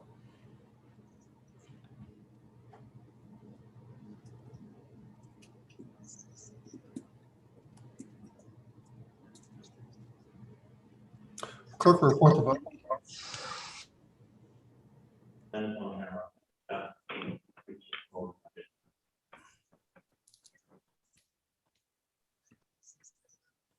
Mr. Chairman, how's Mr. Lamb recorded?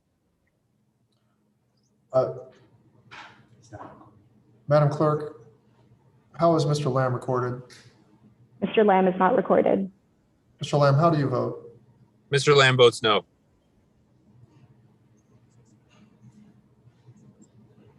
Madam Clerk, report the vote, please. Mr. Chairman, for this vote, there are 10 ayes and 17 noes. There are 17 ayes and 17 noes on the LZ amendment. There are 10 ayes and 17 noes. 10 ayes, 17 noes. Therefore, the amendment is not agreed to, and without objection, the motion to be considered is laid on the table. We'll now move on to the Wagon Amendment to the ANS. The question before the committee is the Wagon Amendment. The clerk will please call the roll. Ms. Brownlee, Brownlee, no. Mr. Lamb, No. Mr. Lamb, Mr. Levin, No. Mr. Pappas, No. Ms. Loria, Ms. Loria, No. Mr. Mervan, No. Mr. Sablon, No. Ms. Underwood, Underwood votes no. Mr. Allred, No. Ms. Frankel, No. Mr. Brown, Brown votes no. Mr. Trone, Trone votes no. Ms. Capter, No. Dr. Ruiz, No. Mr. Gallego, No. Mr. Boss, Boss votes aye. Ms. Radewagen, Ms. Radewagen, Wagon, aye. Mr. Burgman, Burgman is aye. Mr. Banks, Banks votes yes. Mr. Roy, Mr. Roy, Dr. Murphy, Dr. Murphy, Mr. Mann, Mann votes yes. Mr. Moore, Moore votes yes. Ms. Mace, Mace, Ms. yes. Mace, yes. Mr. Cauthorn, Mr. Cauthorn, Mr. Nels, Mr. Nels, Mr. Rosendale, Rosendale, aye. Dr. Miller Meeks, Miller Meeks, yes. Mr. Elsie, LZI. Mr. Roy, Dr. Murphy, Mr. Cawthorn, Mr. Nels, Ms. Slotkin, Aye. Mr. Chairman, Chairman Takano votes no.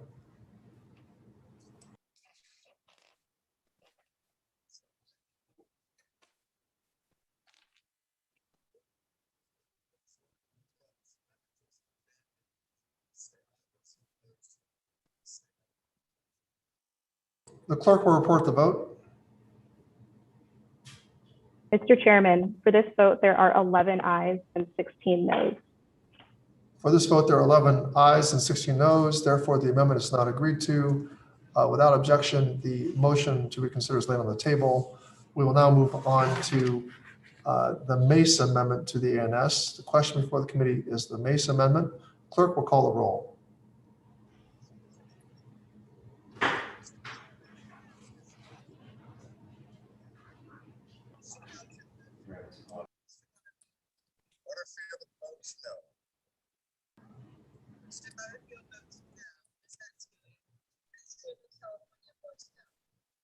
Bear with us a moment. We're having a bit of audio issues, so we're on the Mace Amendment.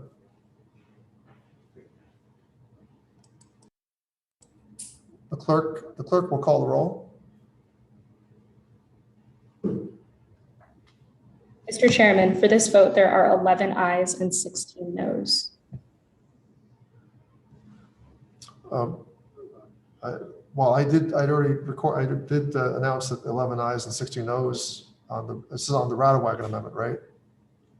Yes.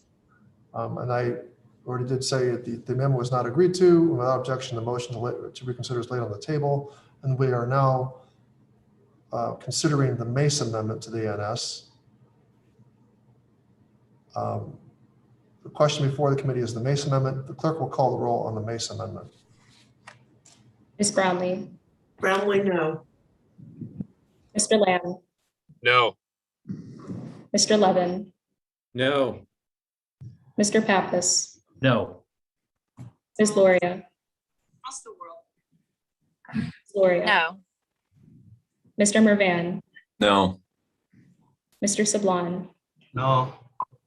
Ms. Underwood, Underwood votes no. Mr. Allred, No. Ms. Frankel, No. Mr. Brown, Brown votes no. Ms. Locken, No. Mr. Trone, Trone votes no. Ms. Capter, No, thank you. Dr. Ruiz, No. Mr. Gallego, No. Mr. Bost, Mr. Boss votes aye. Ms. Radewagen, Radewagen, aye. Mr. Burgman, Burgman is aye. Mr. Banks, Yes. Mr. Roy, Mr. Roy, Dr. Murphy, Dr. Murphy, Mr. Mann, Mann votes yes. Mr. Moore, Moore votes yes. Ms. Mace, Mace votes yes. Mr. Cawthorn, Mr. Cawthorn, Mr. Nels, Mr. Nels, Mr. Rosendale, Rosendale, aye. Dr. Miller Meeks, Miller Meeks, aye. Mr. Elzey, Elzey, aye. Mr. Roy, Dr. Murphy, Mr. Cawthorn, Mr. Nels, Mr. Chairman, Chairman Takano votes no. Are there any members who wish to change their votes? Any members who have not yet been recorded? If not, clerk will report the vote. Mr. Chairman, for this vote, there are 10 ayes and 17 noes. 10 ayes and 17 noes. Therefore, the amendment is not agreed to. Without objection, the motion to reconsider is laid on the table. We will now move to the Bost Amendment number 4. The question before the committee is Bost Amendment number 4. The clerk will call the roll. Ms. Brownlee, Brownlee votes no. Mr. Lamb, No. Mr. Levin, No. Mr. Pappas, No. Ms. Loria, No. Mr. Mervan, No. Mr. Sablon, No. Ms. Underwood, No. Mr. Allred, Mr. Allred, Ms. Frankel, No. Mr. Brown, Brown votes no. Ms. Locken, No. Mr. Trone, No. Ms. Capter, No.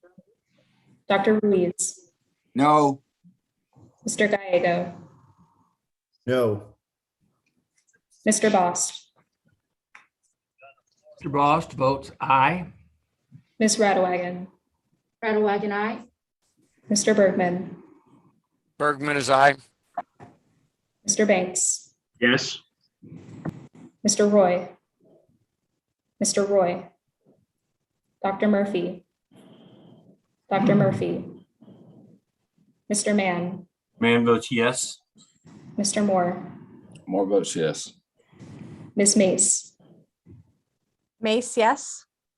Mr. Cawthorn, Mr. Cawthorn, Mr. Nels, Mr. Nels, Mr. Rosendale, Rosendale, aye.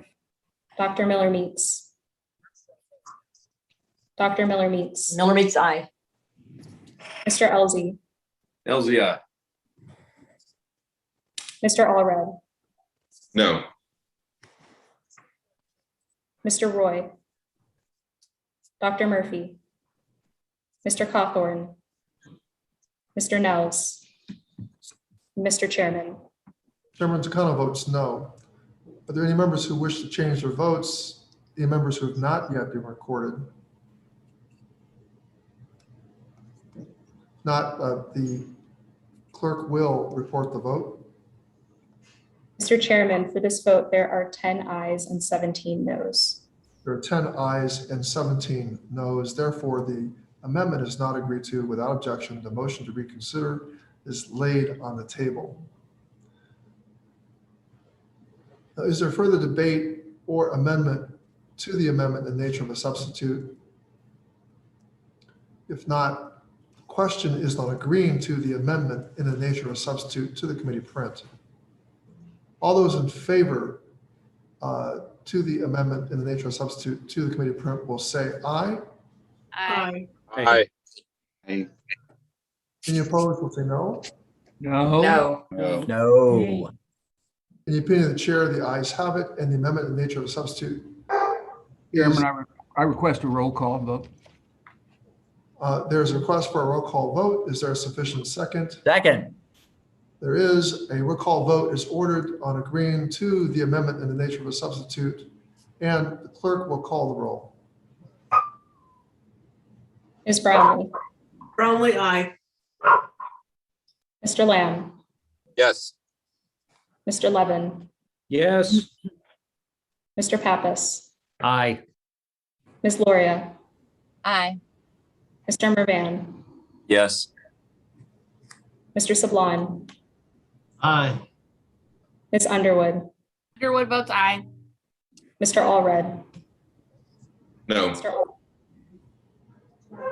Ms. Frankel, Aye. Mr. Brown, Mr. Brown, Brown votes aye. Ms. Slotkin, Yes.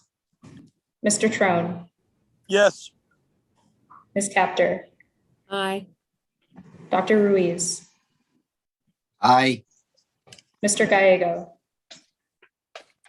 Mr. Gallego, Aye. Mr. Voss, Voss votes no.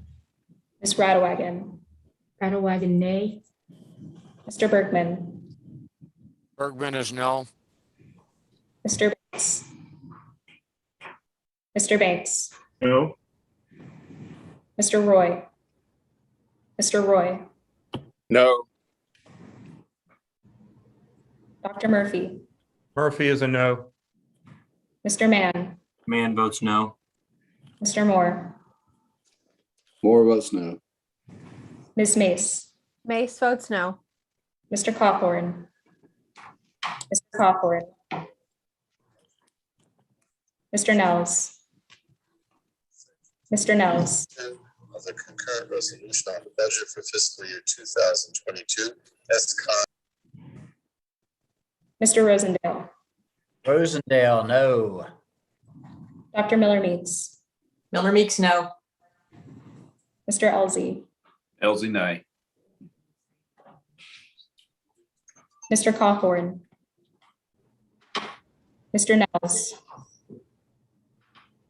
Mr. Chairman, Chairman Takano votes no. Does any member wish to change his or her vote? Mr. Chairman, this is Mr. didn't Allred. hear you, Mr. Chairman. I'd like to vote aye. Mr. Allred, you wish to change your vote to aye. So Thank you, Mr. Allred's vote is aye. Is there any member who wishes to be recorded? Mr. Chairman, how are you recorded? Ms. Underwood. How is Ms. Underwood recorded? No, how are you recorded, Mr. Chairman? Mr. Chairman, Chairman Takano votes aye. Thank you, Mr. Chairman. Is there any member who wishes to change his or her vote? Mr. Chairman, can I have a roll call, please? Um, Or not a roll call. How do I vote, Mr. Chairman? Madam Clerk, how is Mr. Brown recorded? Mr. Brown is recorded as aye. Thank you. All right. Is there any other member who wishes to be recorded or change their vote?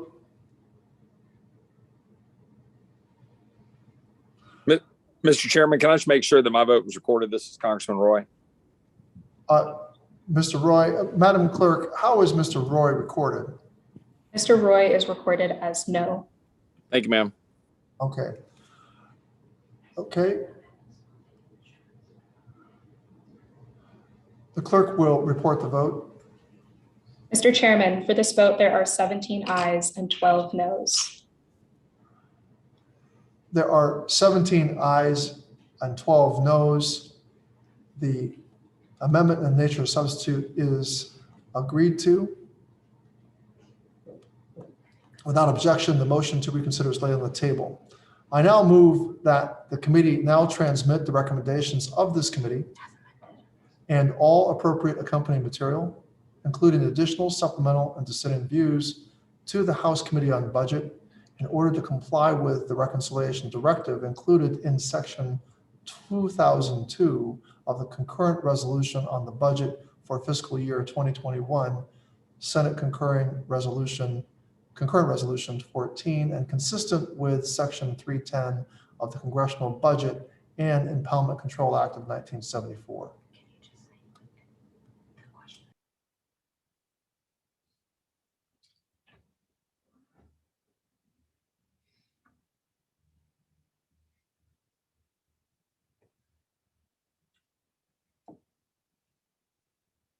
The motion is to report on the.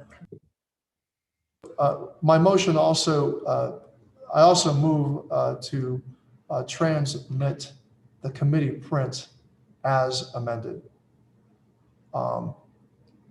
That to be included in the motion. So all those in favor of the motion will say aye. Aye. Aye. Aye. All those opposed will say no. No. No. No. No. In the opinion of the chair, the ayes have it. And Chairman, we do ask a recorded vote. Second. There's a sufficient second. A roll call vote is ordered, and the clerk will call the roll.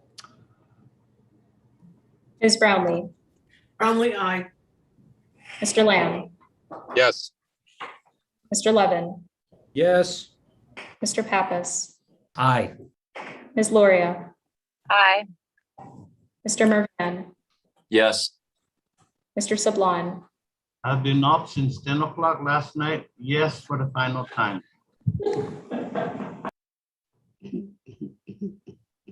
Yes. Ms. Underwood, Yes. Mr. Allred, Yes. Ms. Frankel, Aye. Mr. Brown, Brown votes aye.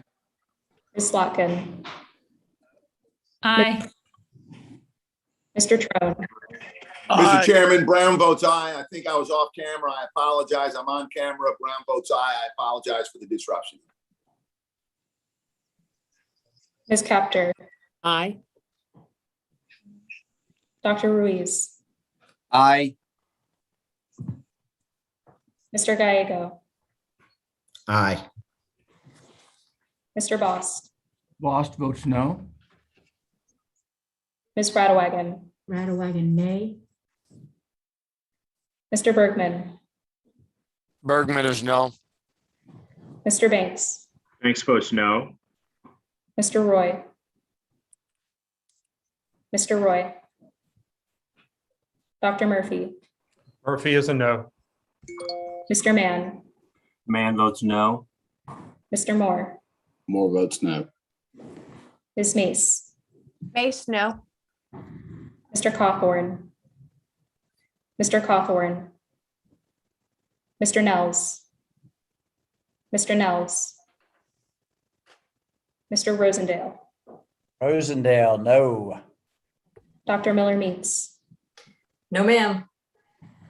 Mr. Elzey, Elsie, nay. Mr. Roy, No. Mr. Cawthorn, Mr. Nels, and Mr. Chairman. Chairman Takano votes yes. Are there any members who wish to change their votes? Any members who have not yet been recorded? If not, the clerk will report the vote. Mr. Chairman, for this vote, there are 17 ayes and 12 noes. For this vote, there are 17 ayes and 12 noes. Therefore, the motion is agreed to. The recommendations of the committee shall be transmitted to the Budget Committee, and without objection, the staff is authorized to make necessary technical and conforming changes. Mr. Chairman, you may have said this already, but just in case, pursuant to House Rule 11, Clause 2, I give notice that intent of the file of minority, supplemental, additional, and dissenting views. Without objection, so ordered. I did say so in my motion. Thank you. Dissenting views. Did you get the other- No. Who needs, is anyone calling to be recognized? What did we catch COVID? Well, this will conclude the business of the markup. Does the ranking member or any other member wish to be recognized before we adjourn? Yes, Mr. Chairman, I do. Thank you. Go ahead, ranking member. It will come as no surprise that I'm a little disappointed by the outcome of today's markup. I value your partnership, Mr. Chairman, and I know much of this process has been out of your hands. But I also value the bipartisan tradition of this committee, what it used to embrace. I hope we can get back to that soon. And I hope that you can also heed our calls for committee action on behalf of the veterans struggling because of the crisis in Afghanistan. You claim earlier that all those calls were insincere because of the committee hearing next week that has been in work for a while. A hearing on suicide prevention is undoubtedly important, but it is not the same as Republicans are asking for, which is a response to the president's failure in Afghanistan. The fact is that you think it is the same, that it is the same, and provides me with that which is a very serious misunderstanding of the extent to which I think our veterans are disheartened and demoralized right now by the tragic events of the past month. Republicans are calling for a meaningful action for veterans in need right now. We're not calling for this committee to check the box with a previous scheduled hearing or any indirect related topic and then pat ourselves on the back and move forward. We truly need to deal with these veterans that are suffering right now. And trust me, I think all of us are feeling it in our district. We've got to do better. Veterans deserve better. And with that, I yield back. And thank you for the time.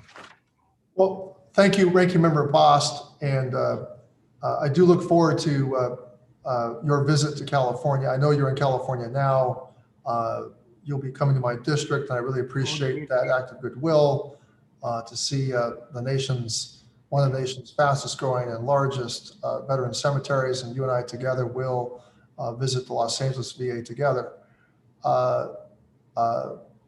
I understand fully the minority's concern, all of our concerns about how our veterans are responding to this long moment of the American withdrawal from Afghanistan.